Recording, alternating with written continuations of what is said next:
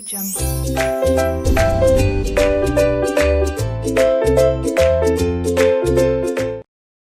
So guys, welcome back. Very good evening दोस्तों. We are starting from section number 149 subsection 1. आप सभी जानते हैं कंपनी में कम से कम कितने डायरेक्टर का होना जरूरी है. 1 2 3 ओपीसी, प्राइवेट एंड पब्लिक. आप बताएंगे मैक्सिमम नंबर ऑफ डायरेक्टर्स कितने हो जाए. It should not be more than 15. If the company wants to hire more than 15 they are supposed to pass special resolution.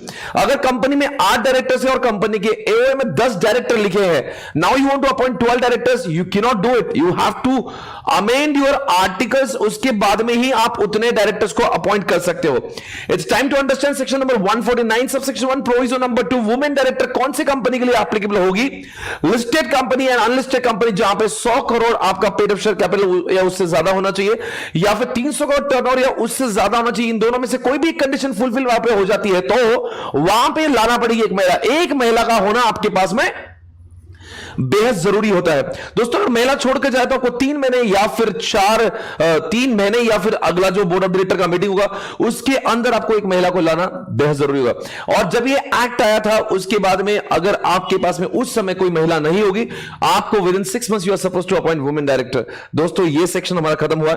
उसके बाद में we have seen about the resident director. If you remember guys, resident director हम लोगों ने कल ही देखा था. Resident director वो था जिन्होंने फाइनेंशियल ईयर में आपकी कंपनी के अंदर जितने भी डायरेक्टर है उसमें से एक तभी डायरेक्टर इस पूरे फाइनेंशियल ईयर में जब कंपनी चल रही है, यानी कि 21-22 में पूरे फाइनेंशियल ईयर में आपकी कंपनी का एक तभी डायरेक्टर कम से कम वहां पे 182 डेज का स्टे इंडिया में करना जरूरी है. अगर कंपनी हाल ही में 4-5 महीने में, मान लो कंपनी 5 ही महीने हुए इस फाइनेंशियल ईयर में स्टार्ट हो गए, तो 182 multiplied by 365 multiplied by 182 divided by 365 जितना भी प्रोपोर्शनेट आएगा उतने दिन तक इंडिया में रहना जरूरी है. अब जब आप मेरे साथ में यहां पे जुड़े हो, आप पढ़ने के लिए बैठे हो, तो आपको सिर्फ सुनना नहीं है, आपको बोलना है. प्लीज मेरे साथ बोलिएगा, आपको बहुत ज्यादा फायदा होगा. पूरा का पूरा लॉ हमने समझा है, अब वो समझा हुआ हमें रिकॉल करना है ताकि हमें एग्जामिनेशन में रिमेंबर यानी कि रिकॉल करना है.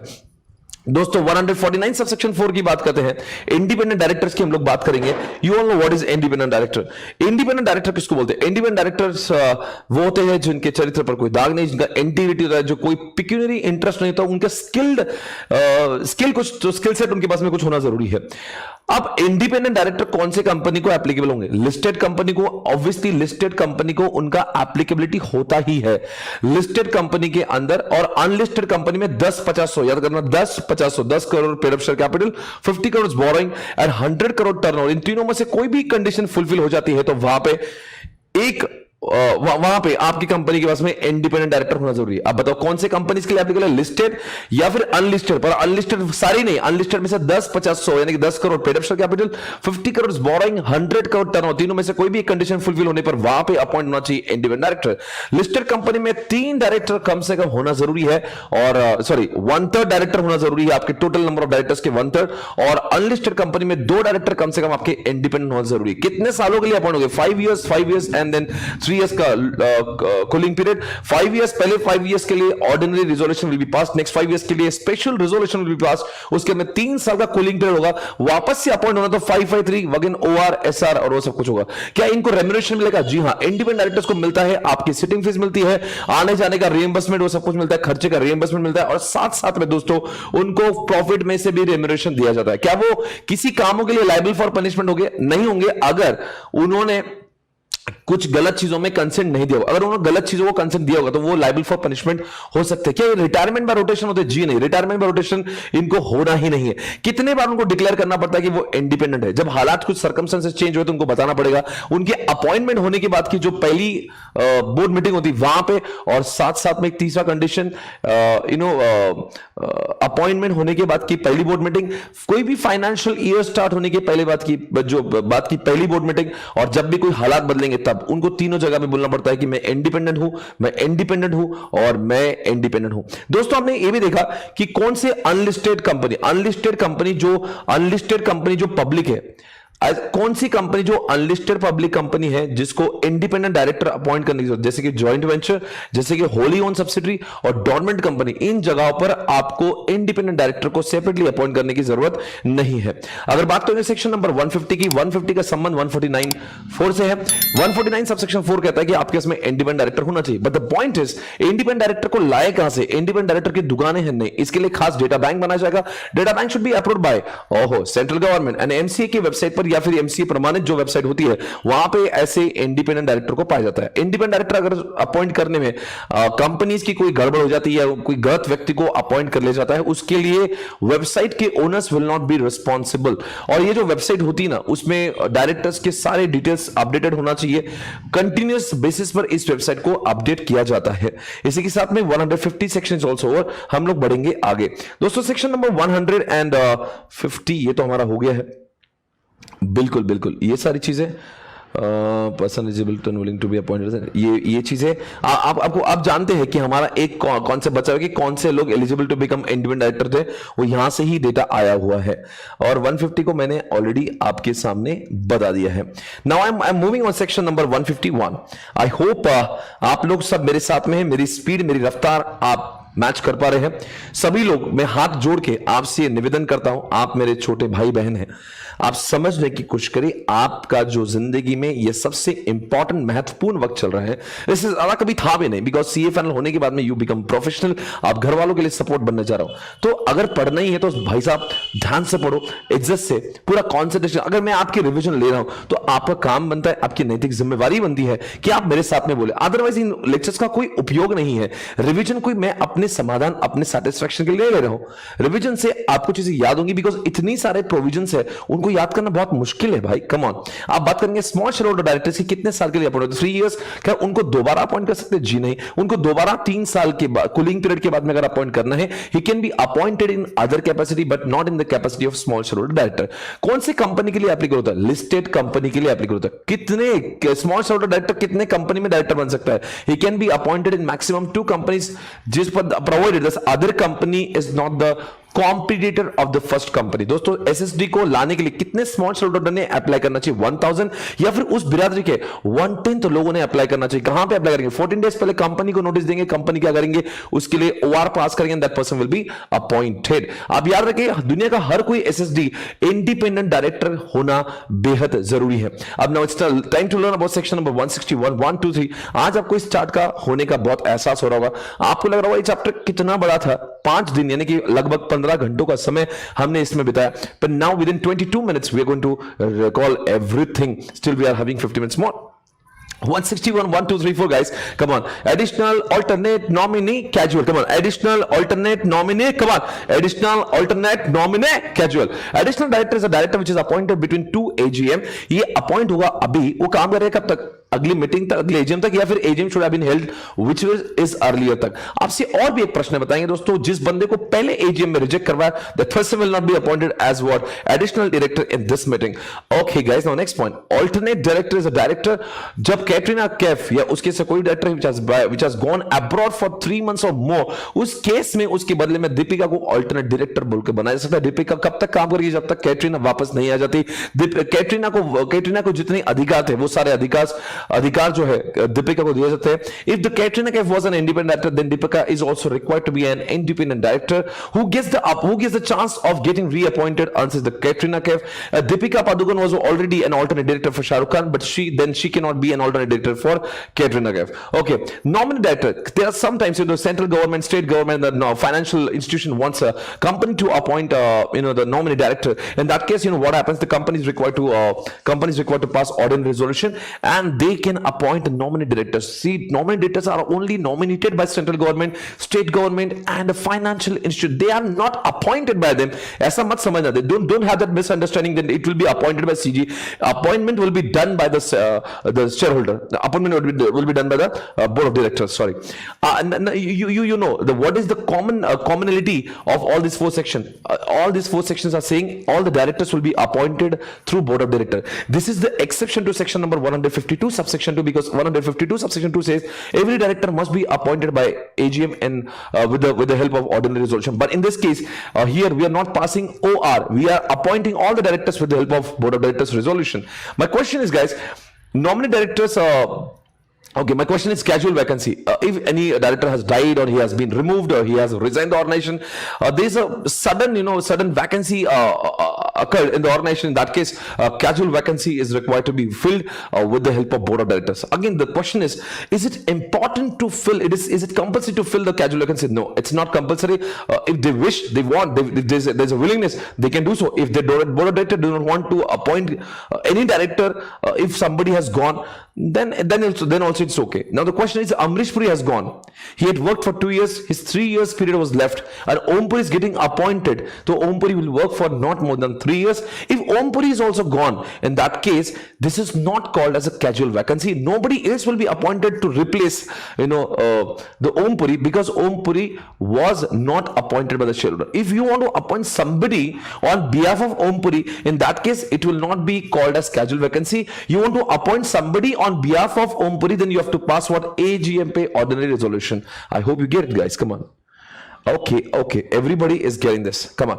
Uske baad mein, I just want to tell you guys, there's one similarity between section number 161, 2, 3, that this is possible only if the article has given permission to do it. If the article is silent about the appointment of the additional alternative nominee, then they will not be able to appoint it. Now section number 152, you know, guys, 152 subsection 1 says that the first director, come on, guys, the first director is the director whose name is written in the articles of association. If the article is silent about it, then the subscriber of the memorandum will be called as the first director of the company. Okay, the first director will work only till the first AGM, because in the first AGM, ordinary resolution will be passed by the shareholder, and they will appoint the subsequent directors. 152 subsection 2 says that every director must be appointed by shareholder in AGM. 152 subsection 3, guys, come on, every director should have director identification number. 152 subsection 4 says that, and 5 says that every person who is willing to become director, he should give consent, as well as he should not be disqualified. Okay, 152 subsection 6, that there's a rotation of rotational director, and 152 7 says automatic reappointment. Now, how many directors should be rotational? 1/3 or no? 2/3 in the bracket total minus independent director. In case it becomes fraction, then it should be upper rounded off. It means if the company is having 15 directors, independent directors are only 5, then 15 minus 5 is equal to 10, multiplied by 2, 3, the answer will be 6.67. In that case, upper round of is 7. 7 number will be the rotational director. Then how many directors will be retired? 1/3 multiplied by 7. 1/3 multiplied by 7, the answer will be 2.33, and in this case it is a normal rounded off. It means 2 directors out of 7 directors will be retired. Now the question is, who will be retired exactly? Out of 7 directors, the person who has served the longest period will be retired. But if all the directors are appointed at some particular point of time, in that case, guys, come on, the retirement of director will be done with the help of the mutual understanding, or they can be decided with the help of lot. Okay, guys, now in this case, what is happening? In case the AB got retired and nobody else is appointed, not the AB is appointed in this AGM, the AGM got adjourned. In the adjourn also nobody got appointed. In that case, AB will be deemed reappointed. But AB will be deemed reappointed only if the following 4 conditions are fulfilled. Number 1, they are willing to work. They are not. The resolution was not lost. Number 3, they are not disqualified. And number 4, nowhere it is said that OR or SR is required to be passed for their appointment. Section number 160, guys. Come on, guys. I hope you're there. 160. If Sunny Leon wants to get appointed in the company, she's required to send an application. She's required to send an application along with the DR, along with the DIN, along with the DR2, along with DR8, along with the check of 1 lakh rupees. This will be submitted to the company, and the company. There would be so many people, who would be interested to become a director. Everyone's notice will be sent to the shareholder. Then in the general meeting, shareholder will pass the ordinary resolution, and that person will be getting appointed as an additional will be appointed as a director. But come on, guys, the person, like in the previous section we have seen that there's a case of reappointment. In the case of reappointment, AB was retired and they are getting reappointed. In that case, section number 160 will not be applicable. I'm talking about the fresh appointment. In that case, any person who is willing to become appointed in any of the company, if it is a fresh appointment, in that case the only route is 160. But in this case, if any of the candidate is not able to secure 25% of the vote, then that person will not be able to get the refund of 1 lakh rupees. But as long as Nidhi is concerned, 1 lakh is not required. Only 10,000 will be applicable. As long as section 8 is concerned, forfeitment of 1 lakh rupees may be possible or may not be possible. It depends on section 8 company's willingness. Section number 162 says that every person who is getting appointed as a director should have separate resolution for the appointment. Multiple directors cannot be appointed in single resolution. If you want to do so, then what? Unanimous consent is required before you do it. Okay guys, come on. Section number 153, it goes till section number 159. Very simple. This is very easy to recall. Come on guys. 153 talks about if any person is willing to become director, he should apply for director identification number in form number 3. If the company is getting newly incorporated, and then there's no need of uploading DR3, that is possible in what? SPICE. Incorporation 32, that form is required.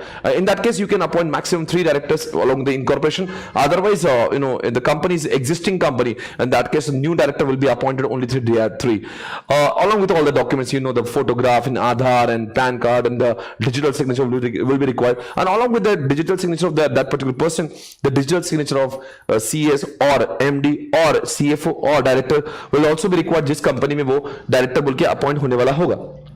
Okay.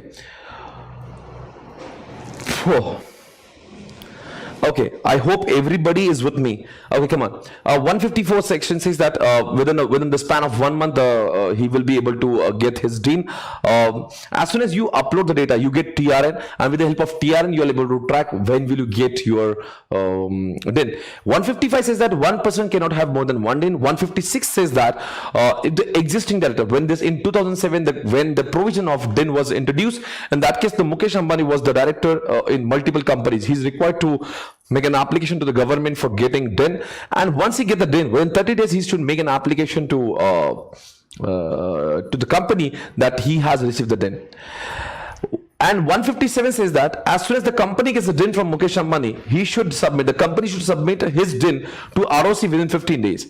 158 says that whenever any director wants to submit any information to the ROC, in that case they are supposed to mention DIN. 159 says that there's a penalty if the section number 152, 155 and 156 is not followed. In that case, there's a punishment as per section number 159. When there will be cancellation, there are certain circumstances in which the director identification number is getting cancelled. Number 1, he died. Number 2, he was insolvent. Number 3, he died. He was unsound mind. Number four, he has obtained director identification number by submitting false document. And number 5, I forgot, kaun sa aisa hoga? Yeah, and he is having more than 1 DIN. I'll repeat once again. He died insolvent, unsound mind, holding more than 1 DIN. And he has obtained DIN by providing false document. Under all such scenario, his DIN will be cancelled. Moreover, the DIN can be surrendered also. The DIN can be surrendered by the user itself. If he has never used DIN for the submission, or he has never become director, he has not used it for the submission, in that case his DIN will be surrendered. Okay. Now the question is, there is a concept called activation, deactivation. There is a concept called eKYC. If the eKYC is not done before 30th September of the next financial year, in that case you understand there's a deactivation. It will be reacted if the provided all the documents are fulfilled. Okay guys, there's a concept called DR6. Whenever any changes are done, see, when we submit an application DR3, a lot of information are required to be written. In case any of the information is getting changed, you are supposed to submit within 30 days to ROC in the form DR6. But along with that, it is the responsibility of the director to upload or update the same data to all the companies wherever he is holding the directorship within 15 days. Come on, guys. Now the next section, next question, 164. Guys, only few last two slides are left. I think we'll be able to cover it up. Come on. 164 and 167. What's the difference? 164 says directors will be disqualified. If the directors are having such kind of disqualification, they will not be able to become director. 167 says that they are already the director. If anything goes wrong, if any of these things gets wrong, then they will be removed from the company. So that's why there's a 164 is used before he's getting appointed. 167, he will be removed from the organization. He will be vacated during the tenureship. Okay, so 164 is broken down into two parts: 164.1 and 164.2. 164.1, the tenure of the disqualification will vary from the case to case. 164.2 says that the tenure of disqualification will not be more than 5 years. What is 164.1? Disqualification. Number one, if he's unsound mind, he's disqualified. He's undischarged insolvent, disqualified. He's applied to the court and court has not even approved it, still he is disqualified. He has been sentenced for more than 6 months up to 7 years. So after he comes from the jail, 5 years he will be disqualified. If he has been sentenced for more than 7 years, permanent lifetime, he is disqualified. If the court or tribunal has said he should be disqualified, then he will be disqualified. He has not paid the money of call. He has not paid the money of call then for 6 months, then he is disqualified. He has done some fraud in related party transaction, then once it is committed for next 5 years, he will be disqualified. Then next, he is not holding, then he is disqualified. He is the limit of becoming directors in 20 company, it is exhausted, he is disqualified. Guys, now is 164 subsection 2 again broken down into two parts. Number one, financial statement or annual return, if any of them is not submitted to ROC for consecutive 3 years, then they will be disqualified for 5 years. And then DDD, debenture, deposits and dividend, if it is not including their interest is not paid for 1 year after it is accrued, once it is due, it is not paid in next 1 year, then all the directors will be disqualified for 5 years. But the question is, they will be disqualified from where? They will not be appointed in the next any other company, new company for next 5 years. And moreover, if you do the combined interpretation of section number 164 and 167, it says that if he is working in Reliance, he will not be reappointed in Reliance, but he can work in Reliance company, although Reliance company has committed fraud.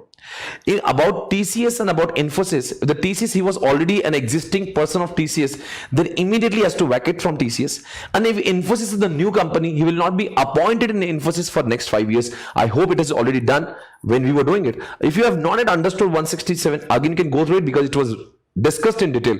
167 says that vacation, if any of the condition of section 164 is happened, then he is vacated. If he has been if the court has said he has to be vacated, then he will be vacated. He has been sentenced for more than 6 months, then he will be vacated. Next point, guys, if he has not been attending the meeting of the company for 12 months, last 12 months, board meeting he did not attend, he will be vacated. Moreover, he did not disclose his interest as per section 184, he is disqualified. This is one more point. He was the director of holding company, he is also director, he is also director of the subsidiary company. He was removed from the holding company, so automatically he will be removed from, come on guys, the subsidiary company also. So 167 is also over, guys. 168, director can resign the company. Yes, director can resign the company irrespective whether the company is accepting his resignation or not, doesn't make any difference.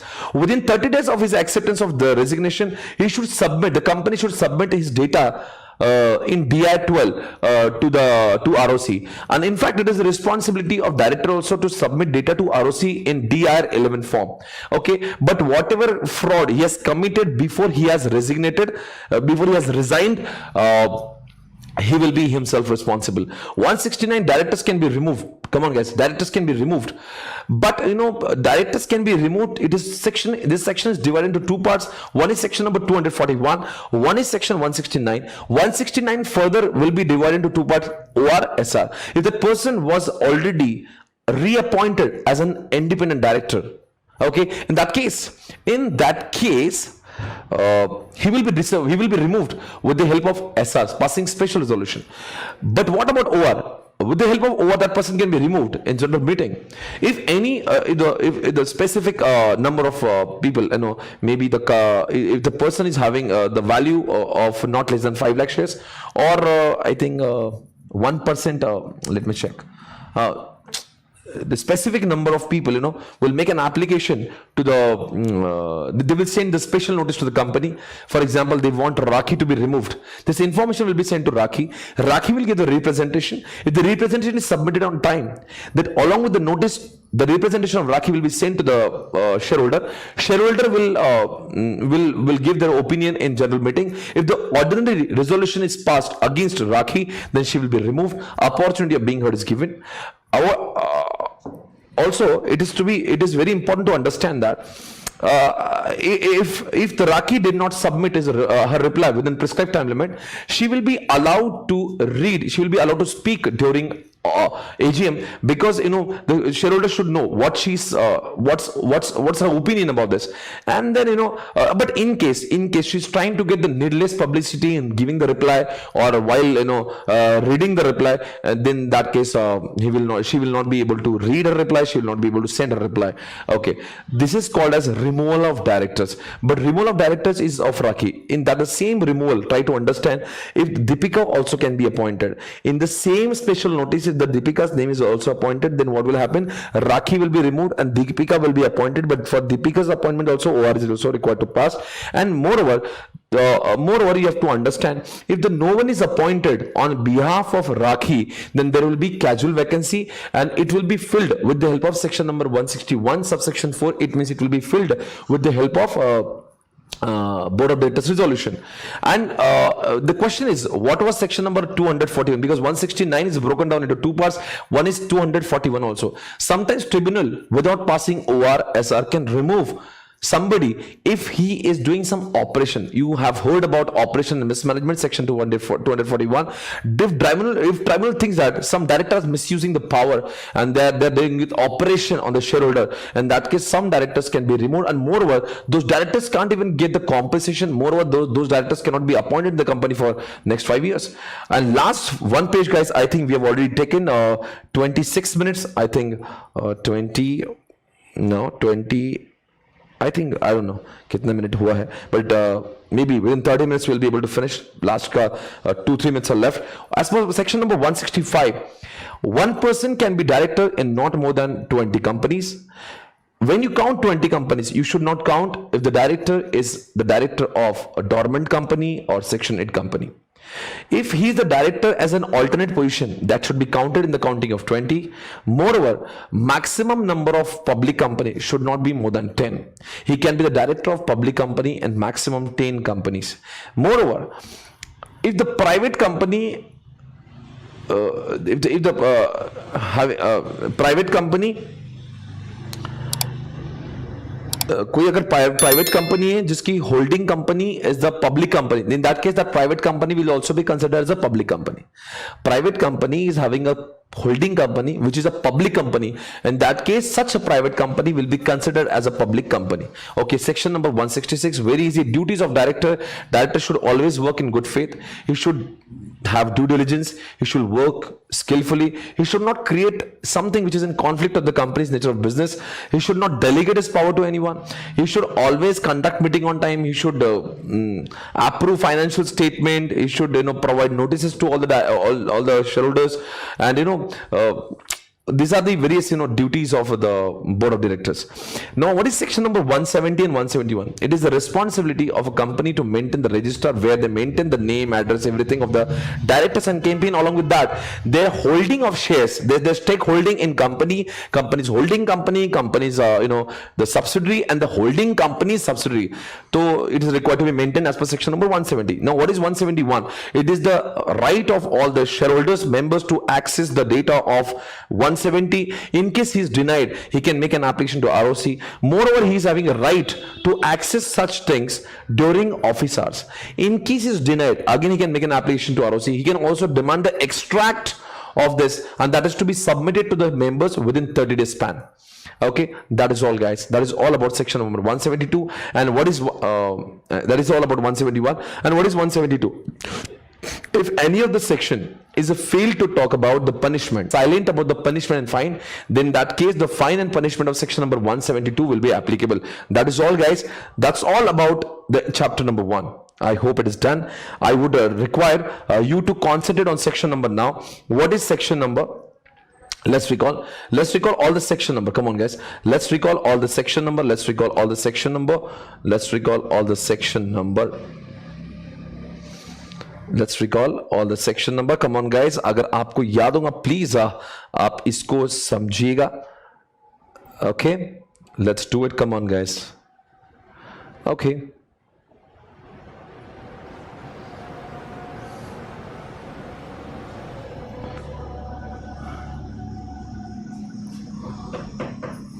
आ जाओ.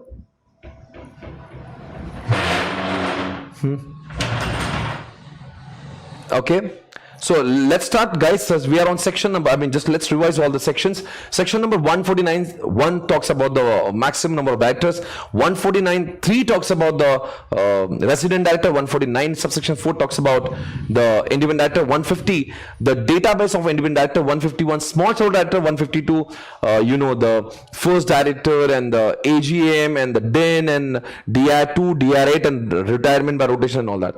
153 talks about the application for DIN. 154, within 1 month you will get DIN. I would request everyone to please revise along with it. 155, one director should not have more than one director. 156 is that 156 says that existing director is required to submit his DIN within 30 days to the company. 157, company is required to submit his DIN to ROC within 15 days. 158 says that whenever data is submitted by director to ROC, the DIN has to be mentioned. 159 talks about the penalty. 160, the appointment of new director. 161, 1, 2, 3, 4 additional alternate nominee casual. 162, one person will be appointed, one per resolution. 164, disqualification. 165, the maximum number of directorship. 166, duties. 167, vacation. 168, guys, 168 about resignation. 169, removal. 170, the preparation of that book that is called register. 171, access to such register. And 172 is the punishment. That's all, guys. I hope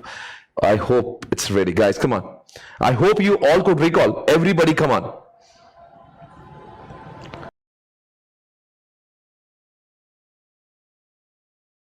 So yeah, it's time for taking revision of the revision, guys. Come on, हम लोग revision लेते हैं अभी, और revision में हम लोग करेंगे chapter number 2. Ready, guys? Come on, everyone. Chapter number 2 को आज हम लोग आखिरी बार revise कर रहे हैं. We have revised chapter number 2 so many times, तो बस बहुत अच्छी बात है. Chapter number 2 का एक revision भी करेंगे, और उसके बाद section number 198 was left from chapter number 1, वो भी हमें करना बाकी है, वो भी हम लोग करेंगे. ठीक है, कैन आई प्रोसीड एवरीवन? चलो, तब तक आप लोग एक निवेदन है कि आप क्या करें, ये लेक्चर को एप्लीकेशन पे भी चलाएं, so that you will be able to understand. कहीं कुछ प्रॉब्लम है तो आप टेक्निकल डिपार्टमेंट से बात कर सकते हो, वो भी आपको कॉल करेंगे. ठीक है ना? ओके, चलो, done. So guys, we are on section number 196. As per section 196, MD WTD managers are appointed for 5 years. If you want to reappoint them, they cannot be appointed unless 4 years tenureship is over. Next point is, there's a need of passing board resolution. Subsequently, you have to pass ordinary resolution. In case schedule 5 is not followed, you are supposed to take the permission from central government also. In case board of director has given the approval, subsequently in the general meeting, shareholders did not give the approval, whatever activity has happened during this tenure will remain valid. Can you please tell me what are the disqualifications as per section number 196?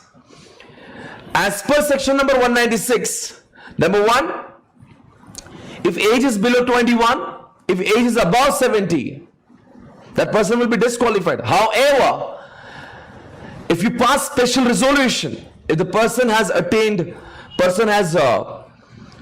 already crossed 70 years age. In that case, you are supposed to pass special resolution. अगर आप अपनी organisation में special resolution pass नहीं कर सकते, कोई problem नहीं है, आप ओआर पास कर दीजिएगा और साथ में सेंट्रल गवर्नमेंट का अप्रूवल ले लेना। तभी भी आप 70 साल से ज्यादा के व्यक्ति को एमडी डब्ल्यूटीडी मैनेजर बोल के अपॉइंट कर सकते हो। नंबर 2, अगर वो इंसान जिंदगी में कभी भी अनडिस्चार्ज इंसॉल्वेंट रहा होगा या आज है, वो फिर भी डिस्क्वालीफाइड है। तीसरी बात, वो कभी भी इंप्रिजनमेंट 6 महीने से ज्यादा के पीरियड के लिए गया होगा तो वो बंदा डिस्क्वालीफाइड है। क्रेडिटर का पैसा कभी उसने चुकाया ना होगा या वहां पे सेटलमेंट करवाई होगी, वो बंदा डिस्क्वालीफाइड है। एज पर शेड्यूल 5, उन 19 एक्ट्स में अगर उसको 1 दिन की भी सजा हो रही हो या 1 दिन का भी फाइन हो रहा हो, वो बंदा हो जाएगा डिस्क्वालीफाइड। कॉफी पोसा में अगर उसको सिर्फ कस्टडी हो रही है, वो डिस्क्वालीफाइड। 21 से एज कम हो रही है, 70 से ज्यादा हो रही है, डिस्क्वालीफाइड। वो इंडिया का रेसिडेंट नहीं है, डिस्क्वालीफाइड। इंडिया के रेसिडेंट में और कौन से लोग आते हैं? Any person who stayed in India for last 12 months and now has shifted to India for doing business or doing job, that person is also considered as a resident of India. ऐसी तरह की case में resident of India का condition check करने की जरूरत नहीं है। क्या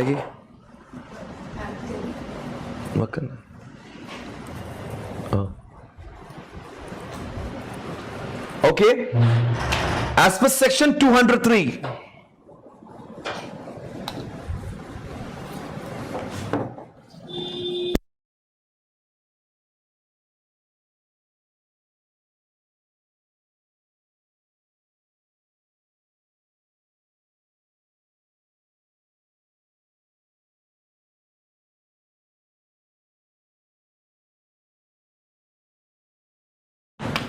as per section 203, appointment of KMP is very important for those companies which are listed and companies which are unlisted having paid up share capital of at least 10 crore or more. KMP में कौन कौन आते हैं? Managing director, WTD या फिर manager, CFO, CS, इनको KMP में शामिल किया जाता है। अगर आपकी कंपनी लिस्टेड है, आपका पेड अप शेयर अनलिस्टेड है, तो पेड अप शेयर केवल 10 करोड़ या उससे ऊपर है, तो आपको KMP को अपॉइंट करना जरूरी होगा। जहां तक की बात है प्राइवेट लिमिटेड कंपनी में, अगर CS है, प्राइवेट लिमिटेड कंपनी में अगर पेड अप शेयर केवल 10 करोड़ या उससे ज्यादा है, तो वहां पे एक होल टाइम CS का होना जरूरी है। एक कंपनी का MD दूसरे कंपनी का MD बन सकता है क्या? हाँ, पॉसिबल है, अगर दूसरे कंपनी में भी आ रहा है तो। एक कंपनी का होल टाइम डायरेक्टर, एक कंपनी का होल टाइम की पर्सोनल, क्या दूसरे कंपनी का होल टाइम की पर्सोनल हो सकता है? जी नहीं। करना है तो दूसरी कंपनी सब्सिडरी चाहिए तो ही ये मुमकिन है। उसके बाद में जैसे कैजुअल वैकेंसी, अगर इस KMP का अगर कैजुअल वैकेंसी होता है तो 6 महीने के अंदर उसका सब्स्टिट्यूट लाना जरूरी है। If you compare this section में सेक्शन नंबर 161(4), अगर कोई डायरेक्टर का कैजुअल वैकेंसी होता है तो उसकी जगह पे कोई लाए ना लाए परवाह नहीं है, पर इन MD WTD मैनेजर का अगर कैजुअल वैकेंसी होता है तो 6 महीने में लाना जरूरी है। आगे बढ़ेंगे। Okay, as per section number 197, come on. Section number 197 says about the managerial personnel. अगर कंपनी का प्रॉफिट है या कंपनी का प्रॉफिट नहीं है, प्रॉफिट है तो मैक्सिमम 11% देंगे। अगर कंपनी में एक ही MD WTD है तो कितना देंगे? 5%। एक से ज्यादा तो कितना देंगे? 10%। नॉन एग्जीक्यूटिव को अगर MD WTD है तो नॉन एग्जीक्यूटिव को देंगे 1% और MD WTD नहीं तो कितना देंगे? 3%। इससे ऊपर जाना है, चाहे 3 से 10 से 11 से ऊपर जाना, आपको SR पास करना पड़ेगा। पर अगर 11 से ऊपर जाते तो आपको शेड्यूल 5 भी फॉलो करना पड़ेगा। अगर कंपनी का इनएडिक्वेट प्रॉफिट या लॉसेस है, उस केस में आपके कंपनी को शेड्यूल 5 के हिसाब से up to 5, up to 100, up to 250 के ऊपर ये इस तरह का इफेक्टिव कैपिटल चेक करना होगा। उसी साथ में देखेंगे अप टू 5 के लिए आपके इसमें 60 लाख, अप टू 100 के लिए 84 अप टू 250 के लिए आपके 120, देन 120 प्लस 0.01%, इतना ही हम लोग मैक्सिमम सैलरी दे सकते हैं पर पर्सन पर एनम। इसके ऊपर जाना तो आपको एसआर पास करना पड़ेगा। साथ साथ में कंडीशन बी के हिसाब से जिस बंदे को हम लोग पैसे दे रहे हैं, पहली बात तो लॉसेस से फिर भी दे रहे हैं, तो उस केस में दोस्तों उसके पास में ग्रेजुएशन का डिग्री होना जरूरी। उसका कोई भी कंपनी में, होल्डिंग कंपनी में, हमारी कंपनी में, सब्सिडरी में, कहीं पे भी कुछ शेयर होल्डिंग नहीं चाहिए। साथ साथ में कंपनी के डायरेक्टर के, प्रोमोटर का वो कोई रिलेटिव्स नहीं चाहिए। पर ये जब भी कभी सैलरी आप देंगे तो मेक श्योर, चाहे लॉस भरी हालात में अगर आप उसको सैलरी दे रहे तो आपने बोर्ड रेजोल्यूशन पास करना चाहिए। लिमिट के अंदर है तो आपने ओआर पास करना चाहिए, लिमिट के ऊपर गया तो आपने एसआर पास करना चाहिए। और जिन बैंक का पैसे आपने नहीं लौटाया है उन बैंक का परमिशन भी आपको लेना जरूरी है। इफेक्टिव कैपिटल किसको कहते हैं? Paid up share capital plus free reserve plus SP plus long term loan जो आपने लिया, माइनस करेंगे लॉन्ग टर्म इन्वेस्टमेंट और माइनस कर देंगे प्रिलिमिनरी एक्सपेंसेस, और साथ में माइनस करेंगे जो लॉसेस आपके पेन अकाउंट में होंगे उन सबको आप माइनस करेंगे। साथ साथ में इन जो रेम्युनरेशन की बात करते हैं उसमें सिटिंग फीस शामिल नहीं होती। सिटिंग फीस 1 लाख से ज्यादा की नहीं हो सकती है। वुमेन डायरेक्टर और इंडिपेंडेंट डायरेक्टर की जो सिटिंग फीस है वो बाकी लोगों से कम नहीं होना चाहिए। सिटिंग फीस को ऊपर वाले रेम्युनरेशन का जो हमने परसेंटेज देखा उसमें शामिल नहीं करना। उसके बाद में आपसे एक सवाल है, इंश्योरेंस कंपनी का जो इंश्योरेंस प्रीमियम दिया जाता है जिसकी वजह से डायरेक्टर प्रोटेक्ट होते हैं, उसको सैलरी में इंक्लूड करने की जरूरत नहीं। अगर डायरेक्टर ने कुछ ऐसा काम किया होगा, फ्रॉडुलेंट काम किया होगा, नेग्लिजेंस किया होगा, तो उसको सैलरी में शामिल करेंगे, उतनी सैलरी कम देंगे। ऑडिटर की जिम्मेदारी है कि जब भी ऑडिट रिपोर्ट बनाए तो उसने चेक करना चाहिए कि जो भी सैलरी दी जा रही है it is as per schedule 5, it is as per what 197। Loss भरी हालात में शेड्यूल 5 को चेक करेगा, नॉर्मल केसेस में 197 को चेक करेगा। उसके बाद में अगर किसी को 197 सबसेक्शन 9 के हिसाब से अगर किसी को एक्सेस सैलरी चली गई होगी तो कंपनी 2 साल के अंदर उससे रिकवर करा सकती है। अगर कंपनी इसको छोड़ना चाहती है तो कंपनी को एसआर पास करना पड़ेगा। साथ साथ में उन बैंक से पूछना पड़ेगा जिन बैंक का पैसा आपने नहीं लौटाया। अगर मैं आपसे एक बात पूछूंगा दोस्तों, आप मुझे जवाब दीजिएगा। यहां पे लिखा है रेम्युनरेशन कैसे हो सकता है? रेम्युनरेशन फिक्स्ड भी हो सकता है, रेम्युनरेशन वेरिएबल भी हो सकता है, रेम्युनरेशन दोनों का कॉम्बिनेशन में भी हो सकता है। जब भी आप सैलरी डिसाइड करोगे तो बोर्ड ऑफ डायरेक्टर की salary board of director decide नहीं करेंगे। सैलरी का मैक्सिमम अप टू परसेंटेज भले ही लॉ ने दिया है, पर सैलरी डिसाइड करते समय आपने पहले चेक करना चाहिए आर्टिकल क्या बोल रहा है। अगर आर्टिकल साइलेंट है तो आपने कंपनी में ओआर पास करके बोर्ड ऑफ डायरेक्टर का सैलरी डिसाइड करना चाहिए। और अगर आर्टिकल में लिखा होगा एसआर पास करके ही सैलरी डिसाइड होना है तो एसआर पास करना जरूरी है। आगे बढ़ेंगे, सेक्शन नंबर 199। आप सभी जानते हो 199 क्या है।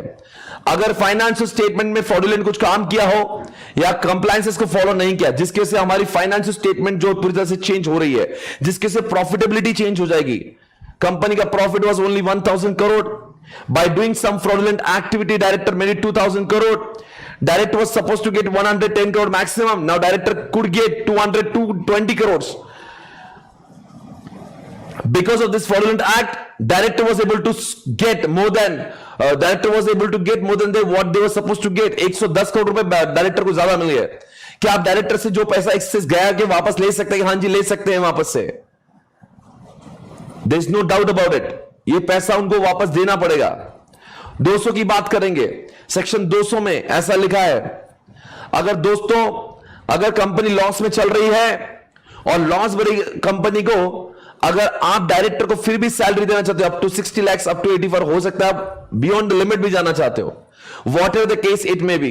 लिमिट के अंदर रहोगे तो आपको ओआर पास करना होगा, लिमिट के बाद में गए तो आपको एसआर पास करना होगा। चाहे कोई भी कंडीशन हो, आपको ये 200 में जो जो चीजें लिखी है वो सोचना जरूरी है।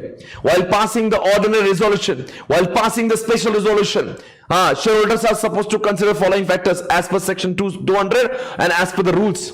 सेक्शन 200 के हिसाब से आपको सोचना होगा। देखो ये सारी बातें सोचने की जरूरत है। As per section 200 share holder ने फाइनेंशियल पोजीशन को चेक करके हाँ या ना बोलना चाहिए। ये भी चेक करना चाहिए डायरेक्टर को हमारी कंपनी में अदर कैपेसिटी में कितना पैसा मिल रहा है, ये भी चेक करना चाहिए दूसरे कंपनी से कितना पैसा मिल रहा है। चौथी बात, उसका क्वालिफिकेशन क्या है, और as per the regulations, as per the rule भी सेंट्रल गवर्नमेंट कुछ और चीजें ला सकता है।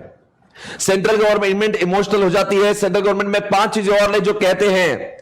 सेंट्रल गवर्नमेंट ये कहती है कि वाइल पासिंग ओआर और वाइल पासिंग एसआर, इन 5 फैक्टर को सोचना जरूरी। एक, पिछले 3 साल का फाइनेंशियल स्टेटमेंट देखना जरूरी। ये भी चेक करें जिस बंदे को आप जितना रेम्यूनरेशन दे रहे हो वो काम कितना करता है। ये भी देखिए पूरी ऑर्गेनाइजेशन का रेम्यूनरेशन पॉलिसी सबके लिए कैसा है और इन लोगों के लिए कैसा है। ये भी चेक करो कि इस डायरेक्टर को मीडियन से कितना ज्यादा मिल रहा है। और लास्ट में ये भी चेक करना जरूरी इसका कितना स्टेक होल्डिंग, कितना शेयर होल्डिंग इस कंपनी में है। All this factors are required to be considered while passing OR and SR. आप सभी जानते हो सेंट्रल गवर्नमेंट से परमिशन लेना बहुत जरूरी है। You all know central government का permission is very much important when उस इंसान की उम्र 70 साल हो गई, उसके बाद में भी अगर आप उसको MDWTD बनाना चाहते हो आपको एसआर पास करना पड़ेगा। पर जिस कंपनी में एसआर पास नहीं होता भाई और बहनों, उस कंपनी में ओआर के साथ साथ में एसआर भी चलता है। सॉरी, ओआर के साथ साथ में सेंट्रल गवर्नमेंट की परमिशन लगती है।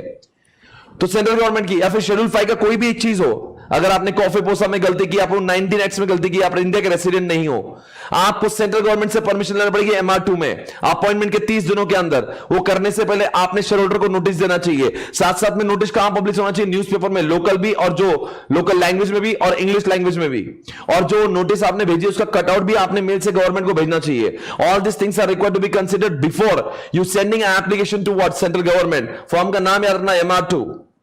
202 की बात करेंगे दोस्तों, कॉम्पेंसेशन की बात कर लेंगे। He was appointed for 5 years, but he has worked for only 2 years. अब 3 साल उसके बाकी है और मैक्सिमम लोग 3 साल का दे सकते हैं। 3 और 3 which is higher which is lower, तो 3 साल का कॉम्पेंसेशन मिलेगा। कॉम्पेंसेशन कितना मिलता है? मैक्सिमम 3 साल होगा। कॉम्पेंसेशन का फॉर्मूला क्या है? जितनी उसकी टेन्योरशिप बची है और 3 साल विच एवरेज लोअर लेते हैं। For example is work for 4 years, तो 1 साल और 3 साल विच एवरेज लोअर, यानी कि 1 साल का कॉम्पेंसेशन उसको मिलना जरूरी है। मैं आपसे एक सवाल पूछना चाहता हूं, कॉम्पेंसेशन कैसा दिया जाएगा? पिछले जितने साल, फॉर एग्जाम्पल वो 4 साल काम किया है, वो 4 साल काम किया है, ठीक है, तो आपने second year, third year, fourth year का जितना सैलरी मिला उसको 3 से डिवाइड करना।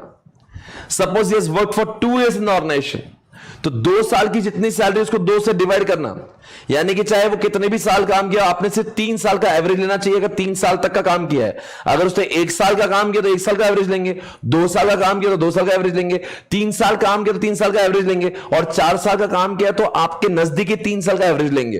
Okay fine guys, everybody, everyone come on, everyone are you able to understand? सभी लोग हाँ या ना कुछ बोलेंगे? Everybody come on, are you ready guys? Come on, check it out. अब बात करेंगे कब कब कॉम्पेंसेशन नहीं मिलता। कॉम्पेंसेशन तब नहीं मिलना चाहिए जब उसने रिजाइन किया हो, एक। दूसरी बात, वाइंडिंग अप उसकी वजह से हुआ हो। तीसरी बात दोस्तों, उसने फ्रॉडुलेंट एक्ट किया हो, उसको नए कंपनी में जॉब मिल रहा था फिर भी उसने जॉब न लिया हो। He was vacated as per section number 167. Under all such scenario, he will not be eligible to get the compensation. As per section 204, secretarial audit of the bigger companies. अगर company listed हो या company unlisted हो जिसके अंदर 50 करोड़ का paid up share capital हो, 100 करोड़ की boring हो या 250 करोड़ का टर्नओवर हो, विचेवर, ये तीनों में से कोई भी एक कंडीशन फुलफिल हो जाती है, वहां पे एक कंपलसरी आपको सीएस का ऑडिट करवाना जरूरी है। ऑडिटर आएगा, सभी लोग असिस्टेंस करेंगे। ऑडिटर ने जो रिपोर्ट दिया है उस रिपोर्ट का उत्तर जो है वो बोर्ड ऑफ डायरेक्टर ने अपने रिपोर्ट में देना चाहिए। As per section 5 functions of company secretary. क्या बोला? Functions of company secretary. क्या मतलब हुआ इसका? इसका मतलब ये होता है कि जो सेक्शन नंबर 203 में जो लोग अपॉइंट हुए हैं उनका काम क्या होता है? एक्चुअली पहली बात तो वो कंपनी के अंदर गुड सेक्रेटरी प्रैक्टिस लाने के लिए काम करते हैं, गुड कॉर्पोरेट गवर्नेंस लाने की कोशिश करते हैं। They make all the directors understand their powers and their duties. साथ साथ में दोस्तों इतना ही नहीं,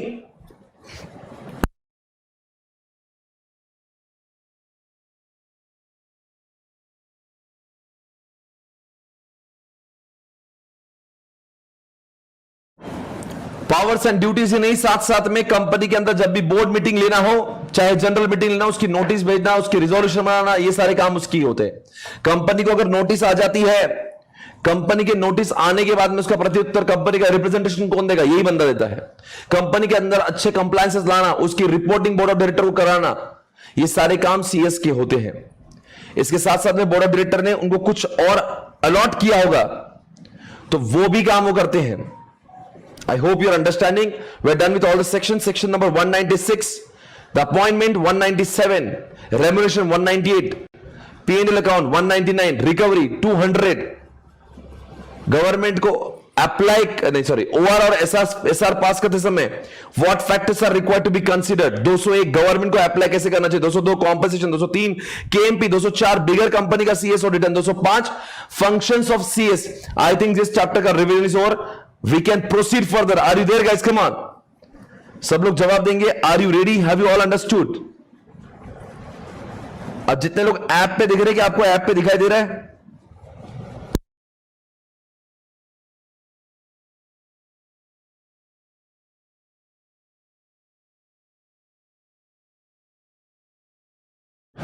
बच्चों आप लोग को ऐप पे दिखाई दे रहा है? वैभव आपको ऐप पे दिखाई दे रहा है?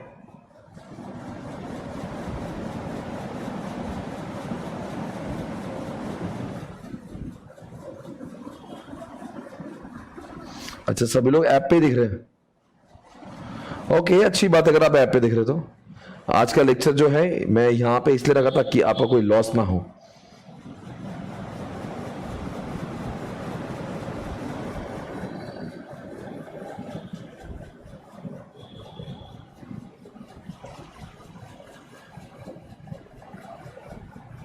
Okay, let's start guys, come on.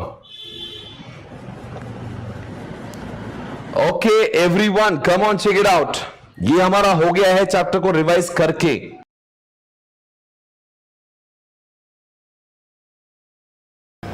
Back to back करेंगे रिवाइज, देखते हैं अब कितने मिनट में हम लोग इस चैप्टर को रिवाइज कर पाएंगे।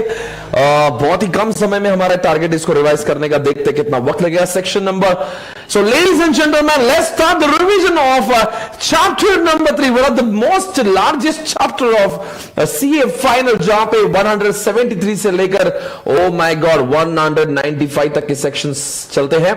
194 195 सेक्शन ऑफ सिलेबस में नहीं है, तो 193 तक हमें देखने का वक्त आ चुका है। Very very important from the examination point of view guys, come on check it out, देखते हैं। सो दोस्तों इस वीडियो को देखें, अगर आपको अच्छा लगे तो जरूर इसको लाइक करें, शेयर करें।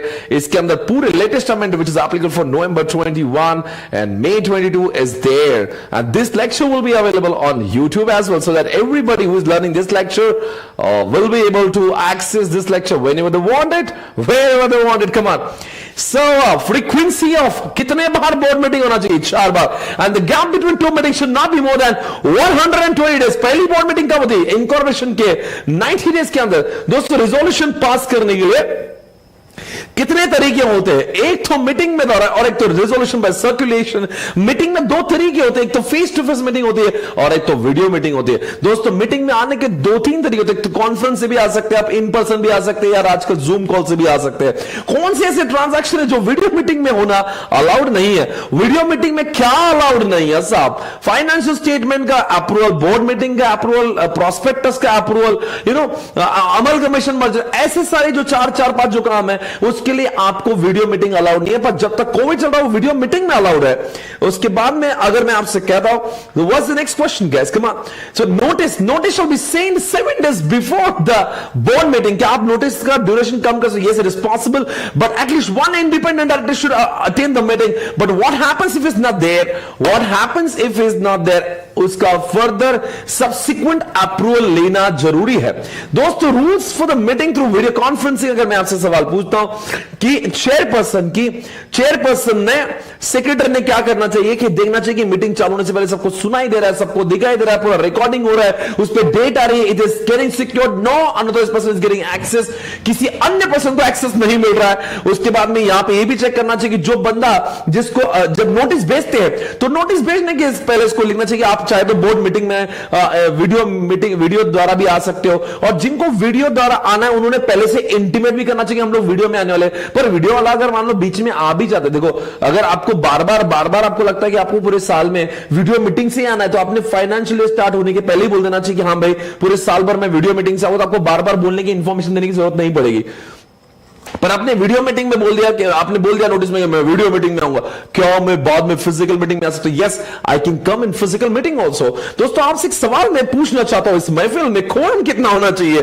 1/3 और 2 विच एवर इज हायर, यानी कि 15 डायरेक्टर होंगे तो 5 या 2 विच इज हायर, 5 दोस्तों। पर जिस कंपनी में इंटरेस्टेड डायरेक्टर होते हैं 2/3 या उससे ज्यादा, यानी कि 12 डायरेक्टर है, 8 डायरेक्टर इंटरेस्टेड है, तो 4 और 2 विच एवर इज हायर, यानी कि 4 डायरेक्टर होना चाहिए। दोस्तों मैं आपसे सवाल पूछता हूं दोस्तों, ऐसा अगर होगा जो कंपनी सेक्शन 8 कंपनी होती है, सेक्शन 8 कंपनी कौन कहता है 25% और 8 विच एवर इज लोअर, पर ऐसी उनको सुविधा तब मिलती है जब उन्होंने सेक्शन नंबर 92 के साथ में और 137 के साथ में प्रॉपर फुलफिलमेंट किया हो। आपसे एक सवाल मैं पूछता हूं दोस्तों, बताना, जब भी हम लोग 1/3 करते हैं, जो करते हैं राउंडेड ऑफ आते हैं, उसको एक मानना चाहिए, ये बात आपको ध्यान रखना चाहिए। जब कोई डायरेक्टर का वैकेंसी हो जाती है तो उसको, जैसे 15 डायरेक्टर थे, 2 मर गए, तो अब जो भी करना है 1/3 आपको जो करना है 13 का ही करना है। और रही बात दोस्तों, यहां पे this section is not applicable for जिस ओपीसी में एक ही डायरेक्टर होता है, तो क्या मीटिंग लेगा। आपसे एक सवाल है, नोटिस किसको भेजते हैं? नोटिस सबको भेजना चाहिए, चाहे वो इंडिया में हो, इंडिया के बाहर हो,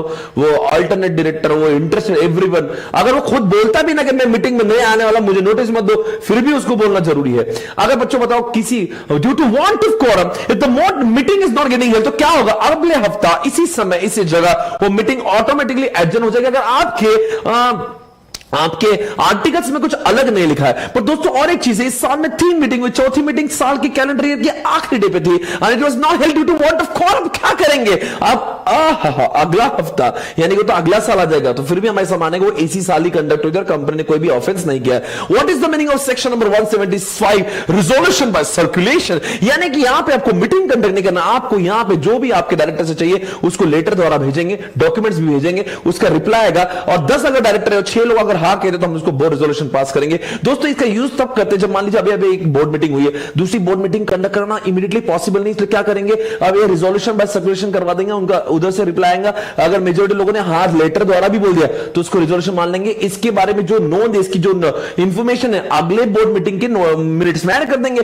सिंपल है बहुत। पर अगर इसमें लिखा 1/3 डायरेक्टर भी अगर बोलते कि 12 डायरेक्टर है, 4 डायरेक्टर जिद करते कि नहीं मीटिंग ही होना चाहिए, रिजोल्यूशन बाय सर्कुलेशन नहीं चलेगा, तो उनको मीटिंग ही लेना पड़ेगी। दोस्तों 176 अपॉइंटमेंट के समय, मान लीजिए जिस बंदे का अपॉइंटमेंट अप्रैल में हुआ था, नवंबर में it was identified that person was not qualified, he was absolutely disqualified to be appointed. अब क्या होगा दोस्तों? अब एक बार आइडेंटिफाई, नवंबर के बाद में वो आदमी जो भी काम करेगा इट विल बी इनवैलिड, पर अप्रैल से लेकर नवंबर तक जो काम करेगा ना it will be valid. Oh my god, देखो एक पेज तो हो भी गया। You are doing it so fast, come on everybody, let's rock everybody, let's rock, come on check it out. So we are moving next chart number 3.2।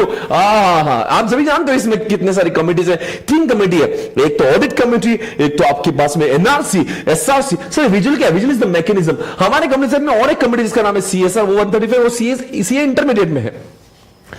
इसमें से कौन सी ऐसी कमेटी है जो डायरेक्टर कौन से होना चाहिए, कौन से डायरेक्टर अच्छा है, उनका क्वालिफिकेशन क्या होना चाहिए, कौन से डायरेक्टर अच्छा नहीं काम कर उसको निकाल दो, उसका रेम्युनरेशन क्या होना चाहिए, कौन डिसाइड करता है? एनआरसी। ऐसा कौन से लोग होते हैं जो जो जो जो जो जो शेयर होल्डर को डिविडेंड नहीं मिला या डिबेंचर होल्डर को इंटरेस्ट नहीं मिला, उनका दुख दर्द जाता, कौन डिबेंचर होल्डर कहां रहेंगे? Stake holders relationship committee. दोस्तों ऑडिट कमेटी करता क्या है? ऑडिट कमेटी और कुछ नहीं, देखो बच्चों हमारी ऑर्गेनाइजेशन में इंटरनल फाइनेंशियल कंट्रोल सिस्टम होना चाहिए, इंटरनल कंट्रोल होना चाहिए, ऑडिटर को अपॉइंट करना चाहिए। ऑडिटर का स्कोप कौन डिसाइड करेगा? Audit committee. दोस्तों डायरेक्टर के फ्रॉड को ध्यान रखने के लिए, डायरेक्टर जो काम कर रहे हैं वो सही काम कर रहे हैं कि नहीं कर रहे, इसीलिए दोस्तों audit committee, audit committee come on, audit committee करेगा क्या? ऑडिट कमेटी अपॉइंट करेगा ऑडिटर को, auditor will become a watchdog, और ऑडिटर सारी बातों को देख के आता है और सारी बातें ऑडिट कमेटी तक पहुंचाता है। ऑडिट कमेटी विल टेक, देखो ऑडिट कमेटी जो बोलता है ना, बोर्ड ऑफ डायरेक्टर को सुनना पड़ेगा। बोर्ड ऑफ डायरेक्टर को दोस्तों नहीं सुना तो उनको बोर्ड रिपोर्ट में लिखना पड़ता है। आज के बाद में बोर्ड ऑफ डायरेक्टर को पूछने वाला कोई तो है। पूरी ऑर्गेनाइजेशन, देखो बच्चों जो भी डायरेक्टर जो भी फाइनेंशियल ट्रांजैक्शन करेगा, उनको लगता है कोई डाउटफुल है तो वो ऑडिट कमेटी उसका इंस्पेक्शन करा सकते हैं। ऑडिट कमेटी किसको एप्लीकेबिलिटी ऑफ ऑडिट कमेटी और एनआरसी सेम ही है। कौन से लिस्टेड कंपनी और अनलिस्टेड कंपनी में 10, 50, 100, 10 करोड़ क्या paid up share capital, 50 crore borrowing, 100 crore क्या टर्नओवर, तीनों में से अगर एक भी कंडीशन फुलफिल होते हैं ना, वहां पे आपको लग जाते हैं ऑडिट कमेटी और एनआरसी दोनों भी। अब याद रखना दोस्तों, ऑडिट कमेटी में कम से कम 3 डायरेक्टर होना जरूरी है। वैसे मैं आपको बता दूं, ये चाहे कोई भी कमेटी, चाहे एनआरसी हो चाहे एसआरसी ऑडिट कमेटी, हमारे बोर्ड ऑफ डायरेक्टर ही लोग इसमें डायरेक्टर होते हैं। अब बताना दोस्तों कितने डायरेक्टर, कम से कम 3, पर उसमें से मेजॉरिटी डायरेक्टर इंडिपेंडेंट डायरेक्टर होना चाहिए। और दोस्तों याद रखिए, every person who is getting appointed in audit committee shall have knowledge of what come on understanding of financial statement. Sir vigil क्या होता है? विजिल दोस्तों हमारी ऑर्गेनाइजेशन के जो डायरेक्टर है, जो एम्प्लॉय हो, किसी और डायरेक्टर और एम्प्लॉय से त्रस्त है, उनको कुछ दर्द हो रहा है, वो अपना दर्द किसको बयां करेंगे? उनको रोना है, उनको रोना है, किसके सामने रोएंगे? वो रोएंगे विजिल के सामने दोस्तों, विजिल मैकेनिज्म के सामने रोएंगे। वो विजिल उनकी दर्द को सॉल्व करे। विजिल के कौन होता है? विजिल के मैनेज कौन करता है? ऑडिट कमेटी के लोग ही विजिल को मैनेज करते हैं। पर जिस कंपनी में ऑडिट कमेटी ना और विजिल हो तो उसको मैनेज कौन करता है? बोर्ड ऑफ डायरेक्टर मैनेज करते हैं। अरे विजिल किसके लिए एप्लीकेबल है? All the listed company. दूसरी बात, पब्लिक से अगर आपने 1 रुपए भी डिपॉजिट लिया होगा उसके लिए विजिल। तीसरी बात याद रखना, जिस कंपनी में पब्लिक फाइनेंशियल इंस्टीट्यूशन और बैंकिंग से अगर 50 करोड़ से ज्यादा लिया होगा ना, आपको उस कंपनी में विजिल एप्लीकेबल होगा। दोस्तों मैं आपको समझाने जा रहा हूं, अगर जो जैसे कि एग्जांपल, कोई जो बंदा होगा, अगर मान लीजिए कोई वहां पे दीपिका पादुकोण वहां पे जा रही, रो रही और बोल रही कि मैं शक्ति कपूर से परेशान हूं, और बाद में शक्ति कपूर से बचाना, उसको सेफगार्ड करना, ये भी विजिल मैकेनिज्म के लोगों का काम है। क्योंकि यहां पे लोग, एक डायरेक्टर आएगा रोते रोते, तो दूसरे डायरेक्टर से उसको थ्रेट क्रिएट होगा, तो उसको सेफगार्ड करना भी विजिल का ही काम है। पर कुछ लोग क्या बोलते हैं उसको, छिछोड़े कंप्लेन करेंगे, जिसको हम लोग एक वर्ड नाम उसका फ्रिवलेस और समथिंग, उसको वो जो होता है ना, कोई जानबूझ के, अगर राखी साहब वहां पे जानबूझ के अगर ये डायरेक्टर है मुझे वो किया, वो डायरेक्टर वो किया, फुकट का फुटेज कर रहे दोस्तों, ऐसे समय पे उसको पनिशमेंट भी कर सकते हैं। अब मैं आपसे सवाल पूछूंगा, एनआरसी का काम क्या? एनआरसी का काम होता है मेनली हमारी ऑर्गेनाइजेशन में जितने डायरेक्टर है वो कैसा परफॉर्म कर रहे हैं, वो अच्छा कर रहे हैं कि नहीं कर रहे, कौन से डायरेक्टर को निकाल देना चाहिए, हमारी कंपनी में जो डायरेक्टर आना चाहिए वो कौन सी क्वालिफिकेशन क्या आना चाहिए, उनके सैलरी कितना होना चाहिए, ऐसी रेम्युनरेशन रखेंगे वो लोग ताकि लोग अट्रैक्ट हो जाए। सैलरी फिक्स कितनी होना चाहिए, बोनस कितना होना चाहिए, वेरिएबल कितना होना चाहिए, सारी बातें कौन डिसाइड करता है? एनआरसी। एनआरसी के लिए लोग कितने, एनआरसी में भी 3 लोग कम से कम होना चाहिए, वहां पे मेजॉरिटी या आधा भी चलेगा और मेजॉरिटी भी चलेगा। क्या? इंडिपेंडेंट डायरेक्टर होना चाहिए। इसके अंदर हर कोई डायरेक्टर नॉन एग्जीक्यूटिव डायरेक्टर होना चाहिए। और दोस्तों रिलायंस कंपनी के जो चेयरपर्सन है मुकेश अंबानी कंपनी का भी चेयरपर्सन है, और एनआरसी का भी चेयरपर्सन। ऐसा नहीं हुआ बिकॉज वो तो अपनी सैलरी कुछ भी निकालने लगेगा। उसके अंदर एसआरसी, दोस्तों मैंने बोला ना, जिस कंपनी में share holder, debenture holder, deposit holder, इनकी संख्या अगर 1000 है उससे ज्यादा होगी, वहां पे लगते हैं आपके कंपनी में एसआरसी। ये दुख दर्द सॉल्व करेंगे। अगर किसको डिबेंचर वालों को तकलीफ है, इंटरेस्ट नहीं मिला, डिविडेंड नहीं मिला, oh my god, it's time to understand section number 181, 82 and 83। Come on, are you ready guys? 181 guys, come on. ओहो हो, आपने चैरिटेबल ट्रस्ट कर सकते, चैरिटी में कितना भी पैसा दे सकते, नहीं, अप टू 5% बीआरएनबीएम से काम चलेगा। उसके ऊपर देना तो आपको ओआर पास करना पड़ेगा दोस्तों। पर जो पर्पस है ना, वो मैलाफाइड नहीं, वो बोनाफाइड होना चाहिए। सही, आपके उद्देश्य सही होना चाहिए। 182 की बात करते हैं दोस्तों। कम ऑन, पॉलिटिकल कंट्रीब्यूशन, एक कंपनी पॉलिटिकल में कंट्रीब्यूशन कर सकती है, डायरेक्टली इनडायरेक्टली जो भी पैसा देंगे उसके अंदर काउंट करना पड़ेगा। कितना दे सकती है? अनलिमिटेड दे सकती है। कौन दे सकता है? बीआरएनबी बोर्ड ऑफ डायरेक्टर, चाहे उतना पैसा, 100% प्रॉफिट पूरा के पूरा लगा देंगे किसमें? पॉलिटिकल में। पर जो भी पॉलिटिकल पार्टी को पैसा दिया उसके बारे में लिखना जरूरी है, डिस्क्लोजर देना जरूरी है। इसके पहले मैंने आपको जो चैरिटेबल का आता 3%, 5%, किसका 5%? पिछले 3 साल के प्रॉफिट का जो एवरेज प्रॉफिट आएगा उसका 5% तक आप जब देंगे तो बीआरएनबीएम से लगेगा, उसके ऊपर जाए तो आपको ओआर पास करना पड़ेगा। 183 की बात करते दोस्तों, defence fund, national defence fund में, यानी कि भारत माता की जय, भारत माता की, अरे भारत माता की दोस्तों, अगर आपने ऐसे सोल्जर और ऐसे डिफेंस वालों के लिए अगर पैसा खर्च किया, उनकी वीडियो के लिए पैसा है दोस्तों, आप अनलिमिटेड, आपकी कंपनी कितना भी पैसा इन लोगों को दे सकती है, बिकॉज इनकी वजह से हम आज सुरक्षित है, हम सावधान है। तो दोस्तों इनको कितना भी दे सकते हैं, ये पैसा बोर्ड ऑफ डायरेक्टर को भी देने का राइट है और शेयर होल्डर को भी देने का राइट है, पर पॉलिटिकल कॉन्ट्रीब्यूशन से बोर्ड ऑफ डायरेक्टर को देने का राइट है। अगला sir, oh my God, 179 and 180, what is that guys, come on. 179 में लिख दिया, बोर्ड ऑफ डायरेक्टर के पास में कौन से पावर है? 180 ने कहा बोर्ड ऑफ डायरेक्टर को पावर तो दिए है, पर कुछ पावर को बोर्ड ऑफ डायरेक्टर को रेस्ट्रिक्शन लगाया। यहां पे लिखा रेस्ट्रिक्शन, यानी कि ये 180 में कुछ ऐसे काम लिखे जिसमें से बीआरएनबीएम पास करने से कुछ नहीं होगा, आपको ओआर भी पास करना पड़ेगा, सॉरी एसआर भी पास करना पड़ेगा। देखते पहले 179 को। Are you ready guys, come on, अरे मेरे साथ बोलो। अगर आपको वीडियो अच्छी लगे तो शेयर कर दो, अरे लाइक नहीं करेंगे तो फिर क्या करेंगे दोस्तों? आपको लाइक तो करना ही पड़ेगा, लाइक नहीं करेंगे ना, देखना पेपर में टेंशन आएगा। तो दोस्तों 179 power of the board guys. दोस्तों हमारी ऑर्गेनाइजेशन में बोर्ड ऑफ डायरेक्टर को, ये पावर किसी एक डायरेक्टर का नहीं है, सारे बोर्ड ऑफ डायरेक्टर को बीआर पास करना पड़ेगा, वो भी बोर्ड मीटिंग में। रिजोल्यूशन बाय सर्कुलेशन सेक्शन 175 नहीं चलेगा। आपके जनरल आपके लिए वीडियो मीटिंग चल सकता है, आपके लिए फेस टू फेस मीटिंग चल सकता है, रिजोल्यूशन बाय सर्कुलेशन से काम नहीं चल सकते। क्या है इसका मेमोरी नहीं पता। सीबीएसई का फालतू बच्चा लड़कियों पे बिल उड़ाता है, मम्मी डांटती है, ऑडिटर पी के बजाता है। सर ये क्या है? सी मतलब क्या? अगर मान लीजिए कंपनी को कॉल बैक करना है, वो भी बीआरएनबीएम में होगा, बाय बैक करना है, वो भी एस फॉर शेयर्स इशू करना है, उसके में फाइनेंशियल स्टेटमेंट को अप्रूव करना। सीबीएसई का फालतू बच्चा लड़कियों पे बिल उड़ाता, बी से बोरोइंग, आई से इन्वेस्टमेंट, एल से लोन लेना, डी से डायरेक्ट डाइवर्सिफिकेशन, ए से अमालगमेशन, टी से टर्नओवर। कम ऑन, ऑडिटर का अपॉइंटमेंट, के से केएमपी का अपॉइंटमेंट और पी से पॉलिटिकल कंट्रीब्यूशन, ये सारे काम करना है ना दोस्तों।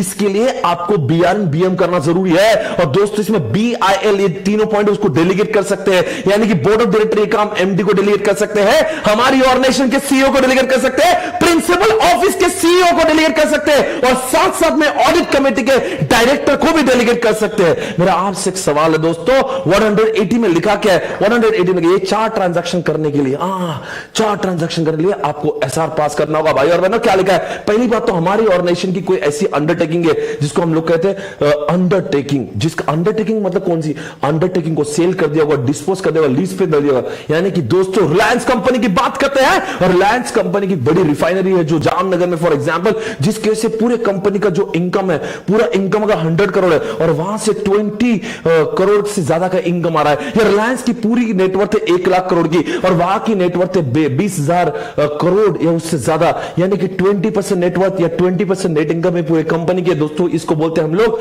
अंडरटेकिंग। ऐसे अंडरटेकिंग को अगर आपने बेचा होगा या फिर सेल का, तो उसके लिए आपको एसआर की परमिशन लगी। इतना ही नहीं, ऐसे बड़े अंडरटेकिंग का भी 20% अगर है कि वो जामनगर वाली पूरी जो है उसको नहीं बेचा, पर उसका 20% भी अगर बेचा होगा उसमें भी आपको एसआर लगेगा, क्योंकि बड़ी चीज है। बड़ी चीजें बेचना ये बीआरएनबीएम से नहीं होगा। ऐसी बड़ी चीज के लिए आपको बीआरएनबीएम के साथ में एसआर भी लगेगा। दोस्तों दूसरी बात, अगर आपने डायरेक्टर का लोन माफ कर दिया, डायरेक्टर का ड्यू डेट एक्सटेंशन किया, उसके लिए भी आपको एसआर लगेगा। तीसरी बात दोस्तों, मर्जर एक्विजिशन का जो पैसा आया आपने उसको गवर्नमेंट सिक्योरिटी में लगाना चाहिए, यानी मर्जर एक्विजिशन से जो पैसा है उसको गवर्नमेंट सिक्योरिटी में लगाया तो एसआर की परमिशन नहीं, पर आपने गवर्नमेंट सिक्योरिटी को छोड़कर आपने उसको किसी और जगह पे लगा दिया, उसके लिए एसआर लगेगा। और last point, present borrowing plus propose borrowing should not be more then FR, SP and paid up share capital. उससे ज्यादा जा रहा होगा तो ऐसा लगेगा, उससे कम होगा तो बीआरएनबीएम में काम हो जाएगा। दोस्तों आपको समझ ही होगा मैं क्या बोलना चाहता हूं। आगे बढ़ेंगे दोस्तों, इसमें टेम्पररी लोन इंक्लूड मत करना, याद रखियो, आगे बात करेंगे। ओके कम ऑन गाइस, 184 की बात करेंगे, डिस्क्लोजर। अरे मैंने कहा था ना आपके interested, 184 is broken down into 2 parts, 184 1, 184 2। 84 1 क्या है? General disclosure. 84 2 क्या है? Specific disclosure. 84 1 में लिख दिया था दोस्तों, आज अपॉइंट होने के बाद में 30 दिनों के अंदर आपने कंपनी को बोल देना चाहिए कि आखिर कौन से प्राइवेट, कौन से पब्लिक, कौन से एचएफ और कौन से पार्टनरशिप फर्म में मेरा कनेक्शन जुड़ा हुआ है। So the company will aware कि नेक्स्ट टाइम जब भी इनका ट्रांजैक्शन ऐसे इन फलाना फलाना कंपनी से होंगे, दे विल बी सावर, दे विल बी सावधान। ओके दोस्तों, 184 क्या है? आज के इस मीटिंग में जो एजेंडा दिया है, उस एजेंडा में आइटम नंबर 6 में, आइटम नंबर 8 में ऐसा डायरेक्टर बोलेगा मेरा जो जिन लोगों के साथ में ट्रांजैक्शन होने वाला है उसके साथ में मेरे संबंध है, तो मैं ऐसे मीटिंग में नहीं बैठूंगा, मुझे कोरम में काउंट नहीं करना, बिकॉज मैं कोरम में आ जाऊंगा, मैं मीटिंग में बैठूंगा तो मैं बायस बोलूंगा। इसीलिए 184(2) ये बार बार आता है, जब भी मीटिंग है तो 184(2) सबमिट होगा। 184(1) में क्या लिखा है? आपको दोस्तों आपको समझना चाहिए, 84(1) इज जनरल डिस्क्लोजर। आप चाहे वो रिलायंस कंपनी, जैसे मुकेश अंबानी 184(1) देगा तो क्या लिखेगा? मेरे इंडियन कंपनी में ट्रांजैक्शन, इंडियन कंपनी मेरे संबंध है।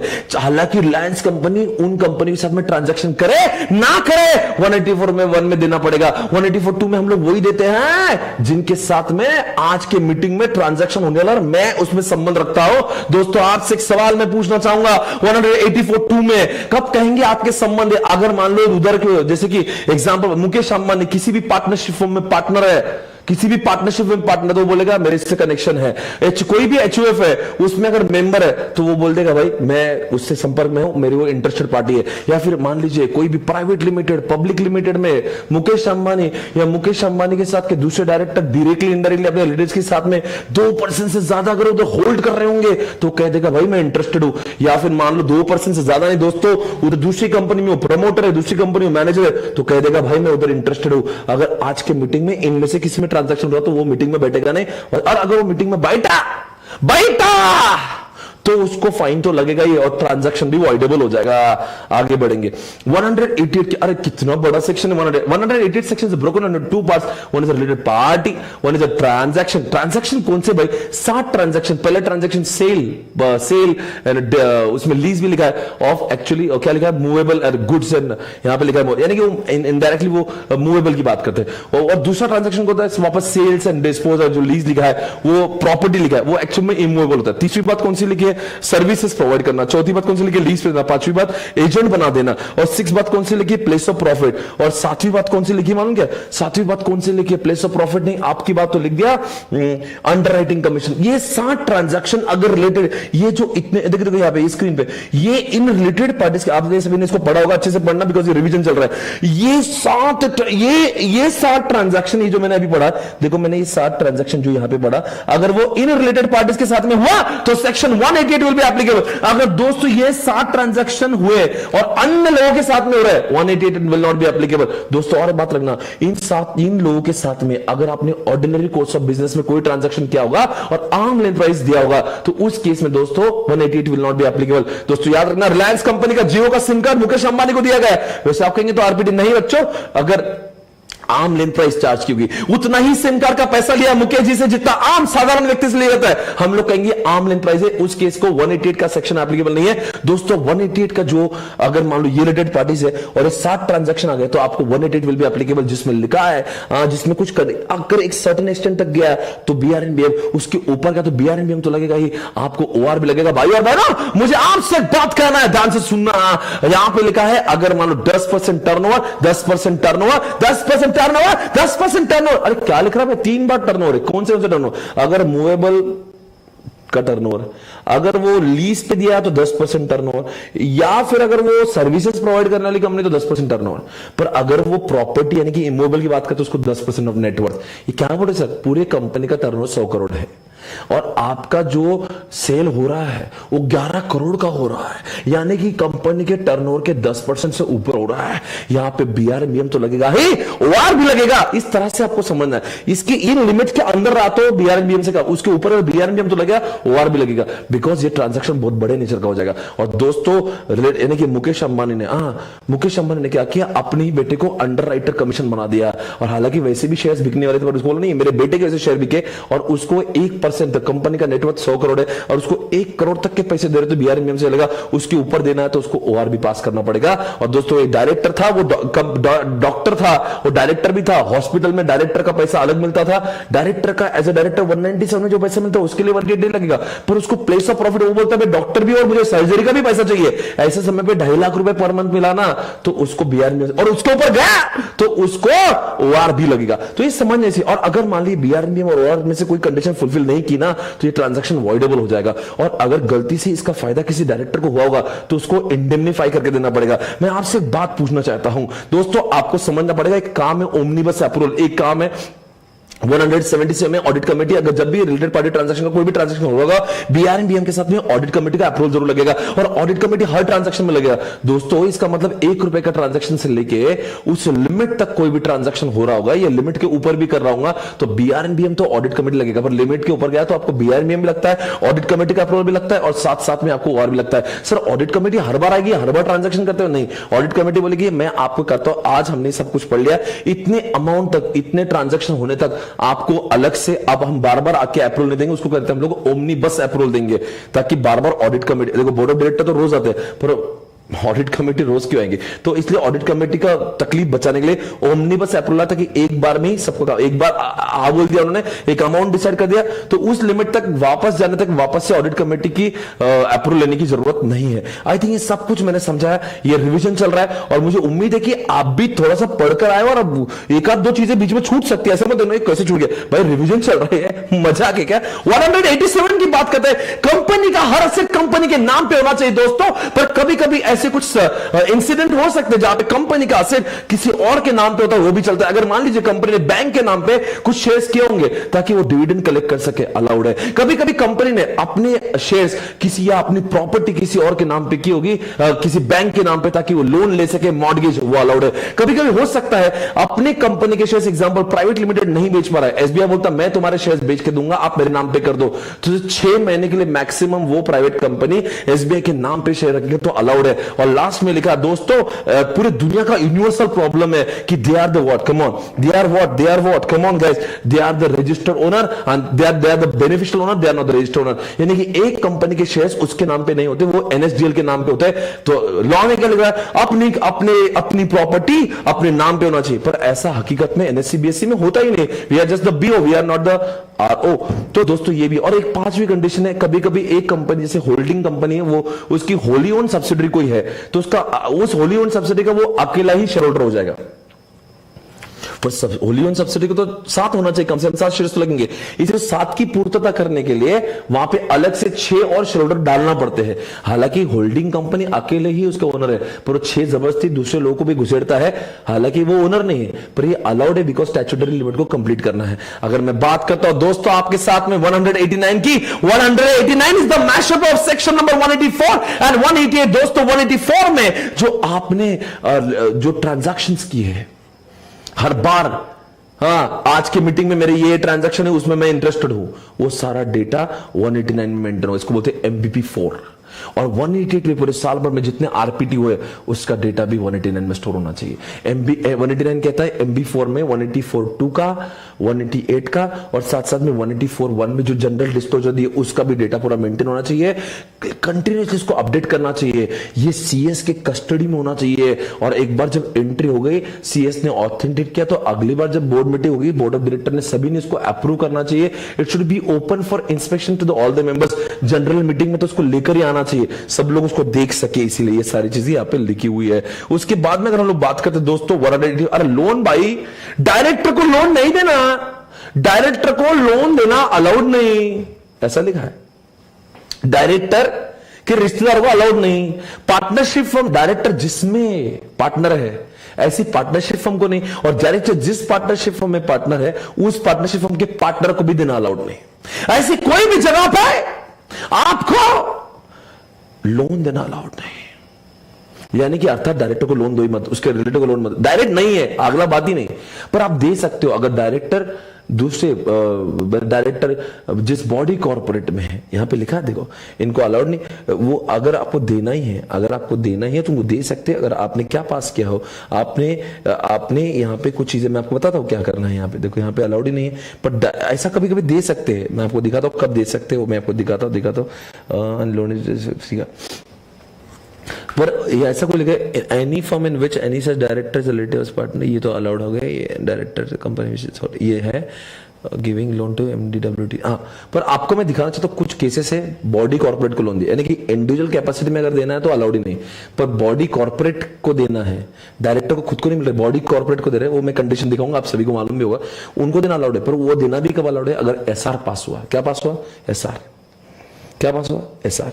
आई थिंक 25% कुछ तो लिखा है, एसआर पास होना चाहिए। और दूसरी बात जो पैसा उनको दे, देखो पार्टनरशिप हमको अलाउड नहीं, पार्टनरशिप हमके पार्टनर को अलाउड नहीं, डायरेक्टर को अलाउड नहीं, और डायरेक्टर के रिश्ते करो। पर उसके अलावा कुछ है बॉडी कॉर्पोरेट, उनको अलाउड है, मैं बताऊंगा आपको। उनको अलाउड है, पर वो अलाउड कब करके, एसआर पास होना चाहिए। और साथ साथ में जो पैसा दिया है ना, it should be used for the principal business, principal जो बिजनेस का ऑब्जेक्टिव है उसके लिए यूज होना चाहिए, ऐसा लिखा है यहां पे। और कुछ केसेस एक्सेप्शन है, अगर डायरेक्टर ने अगर अपने सैलरी के अगेंस्ट में कुछ लोन निकाला होगा वो अलाउड है। वैसे तो अब ये कह रहा है कि लोन देना अलाउड नहीं है, पर अब सैलरी के अगेंस्ट में 6 महीने तक का अलाउड होता है। दूसरी बात, कभी कभी स्पेशल केसेस में स्पेशल रेजोल्यूशन पास करके हम डायरेक्टर एमडी को लोन दे सकते हैं, स्पेशल रेजोल्यूशन पास होना चाहिए।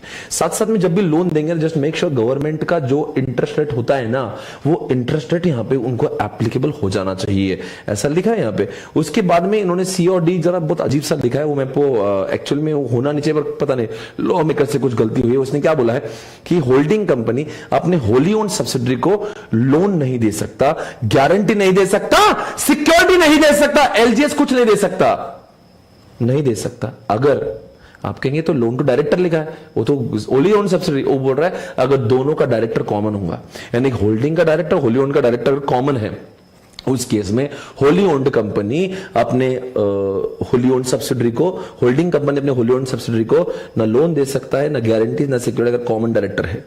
अगर कॉमन डायरेक्टर कंडीशन नहीं होती ना तो सेक्शन 186 एप्लीकेबल हो जाता है, फिर वहां पे देना अलाउड है। उसके बाद में डी में ये लिखा है अगर एक होल्डिंग कंपनी उसकी होली ओन्ड नहीं नॉर्मल सब्सिडरी है, उसको जी और एस दे सकते नहीं दे सकते हैं। अगर बोलो क्या होगा, अगर दोनों के डायरेक्टर कॉमन है, लिखा ना any guarantee given security provided by holding company to it's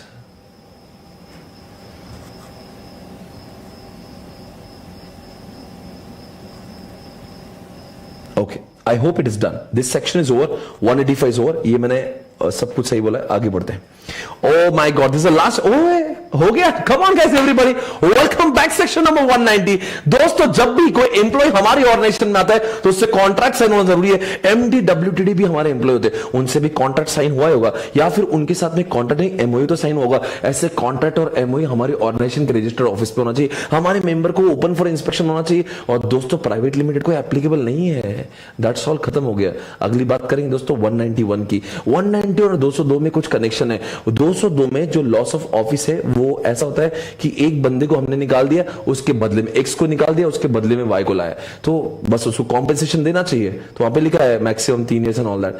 पर अगर मैं 191 की बात करता हूं दोस्तों, यहां पे जो लॉस ऑफ ऑफिस हुआ है उसमें स्पेसिफिक केस है कि आपके साथ में टॉप या टॉस हुआ है, यानी कि ट्रांसफर ऑफ प्रॉपर्टी हुआ है या ट्रांसफर ऑफ शेयर्स हुआ है। उस केसेस में अगर एक जो ट्रांसफरर कंपनी के डायरेक्टर्स की जॉब चली जाती है तो उस केस में उसको जो कॉम्पेंसेशन मिलना चाहिए ना, वो कॉम्पेंसेशन कब मिलता है, कितना मिलता है, कितना मिलना चाहिए, क्या मिलना चाहिए, उसके लिए ओआर पास होना चाहिए। और साथ साथ में यहां पे ये भी लिखा है ओआर तो पास होना ही चाहिए, this is no doubt, OR तो पास होना ही चाहिए, ओआर तो पास होना ही चाहिए, दिस नो डाउट, ओआर तो पास होना ही चाहिए। यानी कि हो सकता है रिलायंस कंपनी ने आइडिया को जब एक्वायर किया होगा, करेगा, फ्यूचर में एक्वायर करेगा, तो आइडिया के बहुत सारे एमडीडब्ल्यूटीडी की जॉब चले जाएगी, तो एमडीडब्ल्यूटीडी को कॉम्पेंसेशन रिलायंस कंपनी दे सकती है। पर वो रिलायंस कंपनी का ऐसा तो नहीं उनको कॉम्पेंसेशन कुछ जरूरत से 202 सेक्शन से ज्यादा दे रहा है। क्यों दे रहा है मालूम है? क्योंकि हो सकता है आइडिया कंपनी के एमडीडब्ल्यूटीडी ने रिलायंस को सस्ते में बेच दिया होगा, जिसका परिणाम, जिसका लॉस किसको हुआ, शेयर होल्डर को। इसलिए ये बहुत सेंसिटिव बनता है, इसलिए लिख दिया 202 सेक्शन के ऊपर उनको लॉस, 202 सेक्शन के ऊपर उनको कॉम्पेंसेशन नहीं देना, और जब भी देना है तो ओआर पास करना, और ओआर पास करते समय पूरा डेटा शेयर होल्डर को पता होना चाहिए कि आखिर इसको कॉम्पेंसेशन क्यों दिया जा रहा है, आखिर कितना दिया जा रहा है, कैलकुलेशंस क्या है, वो सारी चीजें याद रखना। 191 में एमडी डब्ल्यूटीडी मैनेजर को जो कॉम्पेंसेशन दिया जा रहा है वो 202 का उल्लंघन नहीं हो सकता, कितना भी चाहे तो ट्रांसफरर कंपनी के एमडी डब्ल्यूटीडी को मन चाहे उतना नहीं दे सकते 202 का, और वो भी ओआर पास करना पड़ेगा। ये हमने पढ़ा है ऑलरेडी 191 में। 192 की बात करते हैं दोस्तों, एक कंपनी अपने ही डायरेक्टर के साथ में जो ट्रांजैक्शन करती है ना, उसके लिए 188 एप्लीकेबल होता है, रिलेटेड पार्टी ट्रांजैक्शन। पर दोस्तों अब की बार यहां पे लिखा है कि जब आपका रिलेटेड पार्टी के साथ ट्रांजैक्शन हो रहा है, पर आपका कैश नहीं नॉन कैश बार्टर हो रहा है ना, उस केस में 188 नहीं 192 का सेक्शन एप्लीकेबल होता है। दोस्तों आप सभी जानते हैं, एक बात आप समझने की कोशिश करेगा, यानी कि कंपनी ने डायरेक्टर को घर दिया, बदले में उससे गाड़ी ली। अब दोस्तों क्या पता होगा कि घर कितने का और गाड़ी कितने की, इसलिए ऐसे ट्रांजैक्शन सेंसिटिव बनते हैं। अक्सर डायरेक्टर क्या करते हैं, 5 करोड़ का घर लेते हैं, 50 लाख की गाड़ी देते हैं और बोलते हैं कि अब ये पूरा इक्वल ट्रांजैक्शन हो। अक्सर क्या होता है ना, बार्टर में जरूरी नहीं कि जितने की वैल्यू की गुड्स दिए बदले में डायरेक्टर से उतने मिले। इसलिए अगर कंपनी ने कंपनी ने कंपनी के डायरेक्टर्स को या फिर होल्डिंग के डायरेक्टर्स को या फिर सब्सिडरी के डायरेक्टर को या एसोसिएट के डायरेक्टर को अगर कभी भी इस तरह का बार्टर किया होगा या फिर उल्टा उनसे लिया होगा, दिया होगा या लिया होगा, वो भी केस में नॉन कैश में, ऐसे समय पे आपको याद रखना होगा यहां पे बीआरएनबीएम से काम नहीं चलेगा। अगर रिलेटेड पार्टी ट्रांजैक्शन होता, ये रिलेटेड पार्टी ट्रांजैक्शन ही है, और वो कैश वाला होता ना, तो हम बीआरएनबीएम करते और लिमिट के ऊपर जाके उसको ओआर पास करते। यहां पे क्या बोल रहा है, अगर वो 1 रुपए का भी ट्रांजैक्शन हो, बार्टर हो ना, आपको यहां पे रिजोल्यूशन पास करना पड़ेगा, ऑर्डिनरी रिजोल्यूशन पास करना पड़ेगा, साथ साथ में रजिस्टर्ड वैल्यूअर से सर्टिफिकेट भी लेना पड़ेगा। क्योंकि शेयर होल्डर बोलेगा भाई ये जो हुआ है हम लोग अप्रूवल दे कैसे, हमें पता तो होना चाहिए रजिस्टर वैल्यू का, बोलना क्या है, गाड़ी कितने की, घर कितने की, इसलिए रजिस्टर वैल्यू का भी यहां पे होना जरूरी है। आई होप इट इज। और अगर ऐसा हुआ होगा, अगर मान लीजिए ओआर पास नहीं हुआ और फिर भी ऐसा ट्रांजैक्शन हो गया, उस केस में वॉइडेबल ट्रांजैक्शन होगा, और वॉइडेबल होगा उस केस में क्या होगा, मान लो अगर मान लो कभी भी ऐसे केस हो जाती है कुछ केसेस में कि अब हमने घर लिया डायरेक्टर से, उनको गाड़ी दे दी, उस डायरेक्टर ने भी गाड़ी बेच दी, अब वो रिवोकेबल यानी कि वो वापस अंडू नहीं हो सकता वो ट्रांजैक्शन। उस केस में क्या करना पड़ेगा, अब देखेंगे, हो सकता है घर 5 करोड़ का हो, गाड़ी 4 करोड़ की, वॉटेवर, वो जितना गैप, वो जो अमाउंट अगर डायरेक्टर भरने को रेडी होगा तो फिर ये वॉइडेबल नहीं होगा, क्योंकि वो ट्रांजैक्शन रिवोक नहीं हो सकता। और दूसरी बात, अगर डायरेक्टर ये प्रूव कर दे कि मैंने जो दिया था घर और ये जो गाड़ी है उसकी वैल्यू मैच करो, भले ही ओआर पास नहीं पर मैच कर लो, ये बिल्कुल सही हुआ है और आई वाज नॉट अवेयर कि ओआर पास करना पड़ता है, उस केस में भी ये ट्रांजैक्शन वॉइडेबल नहीं होता। 193 का एक स्पेसिफिक कंडीशन है, अगर मान लो मोदी लिमिटेड नाम की कोई कंपनी है और उसमें मोदी लिमिटेड, मोदी जी उसमें one of the share holder भी है और वो डायरेक्टर भी है। अब दोस्तों उस केस में उस कंपनी में अमित शाह और पीयूष गोयल भी वहां पे कौन है, अमित शाह और पीयूष गोयल भी वहां पे डायरेक्टर है। ओपीसी का ओनर कौन है, मोदी जी, उसके डायरेक्टर में मोदी जी भी है, अमित शाह भी है, पीयूष गोयल भी। अब आपकी बार ऐसा हो कि मोदी लिमिटेड नरेंद्र मोदी जी से ट्रांजैक्शन कर रहा है, जो कंपनी का मेंबर भी है और डायरेक्टर भी। दोस्तों इस ट्रांजैक्शन को सीरियसली लेना नहीं चाहिए। I know it is a related party transaction, पर it is not to be taken seriously. अगर मान लो मोदी एज अ डायरेक्टर ने अपना फायदा करवा के लिया भी होगा तो मोदी एज अ मेंबर नुकसान होगा। इसलिए ओपीसी में अगर डायरेक्टर, हाँ अगर ये ट्रांजैक्शन अमित शाह के साथ में हो रहा होगा, पीयूष गोयल के साथ में हो रहा, वो तो शेयर होल्डर नहीं है, वो एज अ डायरेक्टर बहुत कुछ मिसयूज कर सकते हैं। ऐसे समय पे related party transaction section 188 will be applicable. पर यहां पे ऐसे व्यक्ति के साथ में ट्रांजैक्शन जो मेंबर भी है, तो वो अपने साथ में क्यों फ्रॉड करेगा, इसलिए उसको तकलीफ नहीं दे रहा, उसको बोले काम करो, तूने जो भी ट्रांजैक्शन किया ना भाई, एक काम कर, इसको एक रिटर्न में लिख दे, या फिर तू एक काम कर दे एमओयू बना ले, या फिर एक काम कर दे भाई, तो एक काम कर मिनट्स में लिख दे, तीनों में से कहीं तो कुछ कर दे। और जो तूने किया है ना ट्रांजैक्शन, कोई बात नहीं, कोई बात नहीं, अगर तेरे कंपनी में तो अकेला है तो तुमने क्या करना चाहिए, वो रिजोल्यूशन सिर्फ तो रिकॉर्ड करना चाहिए। या फिर तेरे कंपनी में एक से ज्यादा डायरेक्टर होंगे तो तुम क्या करो, एक रिजोल्यूशन पास कर लो, और जिस दिन रिजोल्यूशन तुमने पास किया है 15 डेज के अंदर तुम आरओसी में अपलोड करवा दो, कोई बात ही नहीं है, इसमें खत्म हो गया ट्रांजैक्शन। इसमें आपका बीआरएनबीएम और लिमिट के ऊपर तो ओआर नहीं लगता, बिकॉज ये कंपनी का मालिक है और वही खुद के साथ ट्रांजैक्शन करता है, उसको दर्द नहीं है, वो सिर्फ मिनट्स में रिकॉर्ड होता है, ऑब्जेक्शन वगैरह कुछ नहीं होता, और आरओसी में सिर्फ अपडेशन होता है और कुछ नहीं होता। और last question guys, come on everybody, this is the last section, section number 186, that is what, come on guys. Investment. दोस्तों एक कंपनी दूसरे कंपनी में इन्वेस्ट करती है, आजकल कंपनी के पास बहुत सारा एक्सेस पैसा होता है, वो दूसरे कंपनी में इन्वेस्ट कर सकते नो प्रॉब्लम। इन्वेस्टमेंट करते समय याद रखें, अगर वो इन्वेस्टमेंट करते 186(1) में लिखा है, ए कंपनी बी में पैसा लगा सकती है, बी कंपनी सी में लगा सकती है, बस सी डी में नहीं, दो ही लेयर हो सकते हैं। पर अगर मान लीजिए सी कंपनी डी में लगा रही है, वो तब भी अलाउड होगा अगर डी कंपनी उसकी होली ओन सब्सिडरी है। उसके बाद में दोस्तों यहां पे ये भी लिखा है, ये समझने की बात यहां पे है, अगर ए कंपनी ने बी को एक्वायर किया और बी कंपनी फॉरेन कंपनी, वहां पे उसके सीरीज ऑफ चेन्स में उसने इन्वेस्टमेंट किया है, तो यहां पे 2 से ज्यादा लेयर में भी इन्वेस्टमेंट और फिर भी अलाउड है, बिकॉज उस कंट्री में अलाउड है। और साथ में एक बात याद रखना, जब भी ये 186 बनाया था, आपके जितने भी लेयर्स है 1 2 3 4 5, तो आपने आरओसी को इन्फॉर्म करना चाहिए। साथ साथ में अगर आपने 5 लेयर्स आपके अलाउड नहीं, पर आपके जिस दिन लॉ आया था उस दिन तक आपने आरओसी को इन्फॉर्म करना चाहिए। 5 से अगर आपने 4 कर दियो तो 4 से 5 नहीं कर सकते, आप 4 ही करना पड़ेगा, आपको इन्फॉर्म करना पड़ेगा। Are you able to understand that? Okay, अगला सवाल आपके सामने 186(2) से आपको याद होगा 60% of FR plus SP plus paid up share capital, या फिर 100% ऑफ एफआर एंड एसपी, इन दोनों में से जो हायर अमाउंट होना उतना ही एल जी एस ये आई, ये चारों का मिला के एक कंपनी दूसरे कंपनी में इन्वेस्ट कर सकती है। उससे ज्यादा इन्वेस्ट करना है ना तो उनको पास करना पड़ेगा एसआर, यानी कि ये 60 और 100 का जो विचलन हायर आएगा उस लिमिट तक अगर आपको इन्वेस्ट करना है तो आपको ऐसा नहीं, उसके लिमिट तक अगर आपको यूबीआर यानी कि यूनानिमस बोर्ड रिजोल्यूशन पास कर, उसके ऊपर जाना तो आपको यूबीआर तो पास करना पड़ेगा, आपको एसआर भी पास करना पड़ेगा। I hope you understand that. और वो नहीं किया तो ट्रांजैक्शन वॉइडेबल हो जाएगा, ये बात है। और जब भी आप ऐसा करोगे जस्ट मेक श्योर आपने इंटरेस्टेड गवर्नमेंट से जो 1 साल 3 साल 5 साल 10 साल के जो बॉन्ड है वैसे लगाना चाहिए।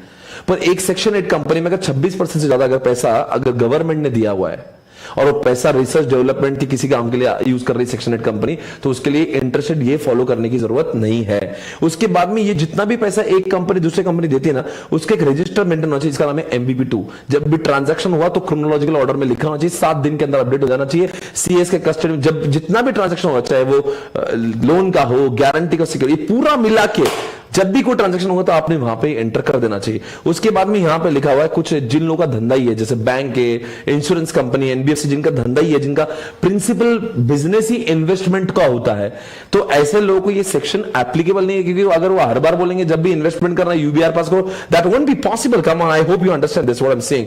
और दूसरा ये MBP2 जो है ना, हमारी कंपनी ने कौन सी कंपनी को L दिया है, G दिया है, S दिया है, I दिया है, ये ओपन फॉर इंस्पेक्शन होना चाहिए। हमारे मेंबर उसको जब चाहे तब देख सकते हैं, उसको एक्सट्रैक्ट कर सकते हैं, फोटो कॉपी भी निकाल सकते हैं, ये भी अलाउ कराया है।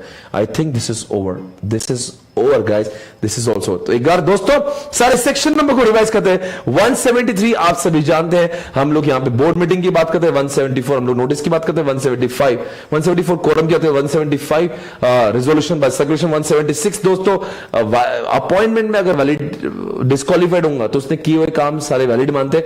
नोटिस के बाद में क्या तो डिस्क्वालिफाइड यानी कि इनवैलिड मानते हैं। 177 में कमिटीज है, ऑडिट कमिटी, विजिल। 178 में NRC SRC। 179 power of the board. 180 restriction to the power of the board. 181 donation to charitable. 182 donation to political parties. 183 donation to national defense fund. 184 हमने जो दिया था disclosure of interested parties. 185 loan to directors. 186 loan to others. 187 एक company अपना पैसा सिर्फ अपने नाम पे इन्वेस्ट कर सकती है। 188 RPT। 189 रजिस्टर MBP4 मेंटेन होना चाहिए। 190 contract with MDWTD। 191 loss of office due to TOP TOS। 192 barter 193 OPC. I think you all have done it. Thank you so much guys. I hope you have liked it guys. बहुत ही कम समय में हमने पूरा revise कर लिया, आपको अच्छा ही लगा होगा जरूर है। मुझे आपसे उम्मीद है कि आप 8669661234 पे आप मुझे रिप्लाई करोगे। अगर आपको अच्छा लगा इस वीडियो को जरूर शेयर करेगा। आप जानते हो कि कितना बड़ा चैप्टर है, कितने कम समय में हमने इसको रिवाइज करा। ये सारे जो चार्ट्स है वो यूट्यूब पर भी अवेलेबल है, मेरे टेलीग्राम चैनल पर भी अवेलेबल है, जो पूरी तरह से अपडेटेड। जरूर इसको बार बार देखें और अपना कॉन्फिडेंस बढ़ाएं और लोगों को बताएं कि मैं कैसे लॉ पढ़ाता हूं। Thank you so much guys, take care, bye bye, good night, love you all, take care guys, bye.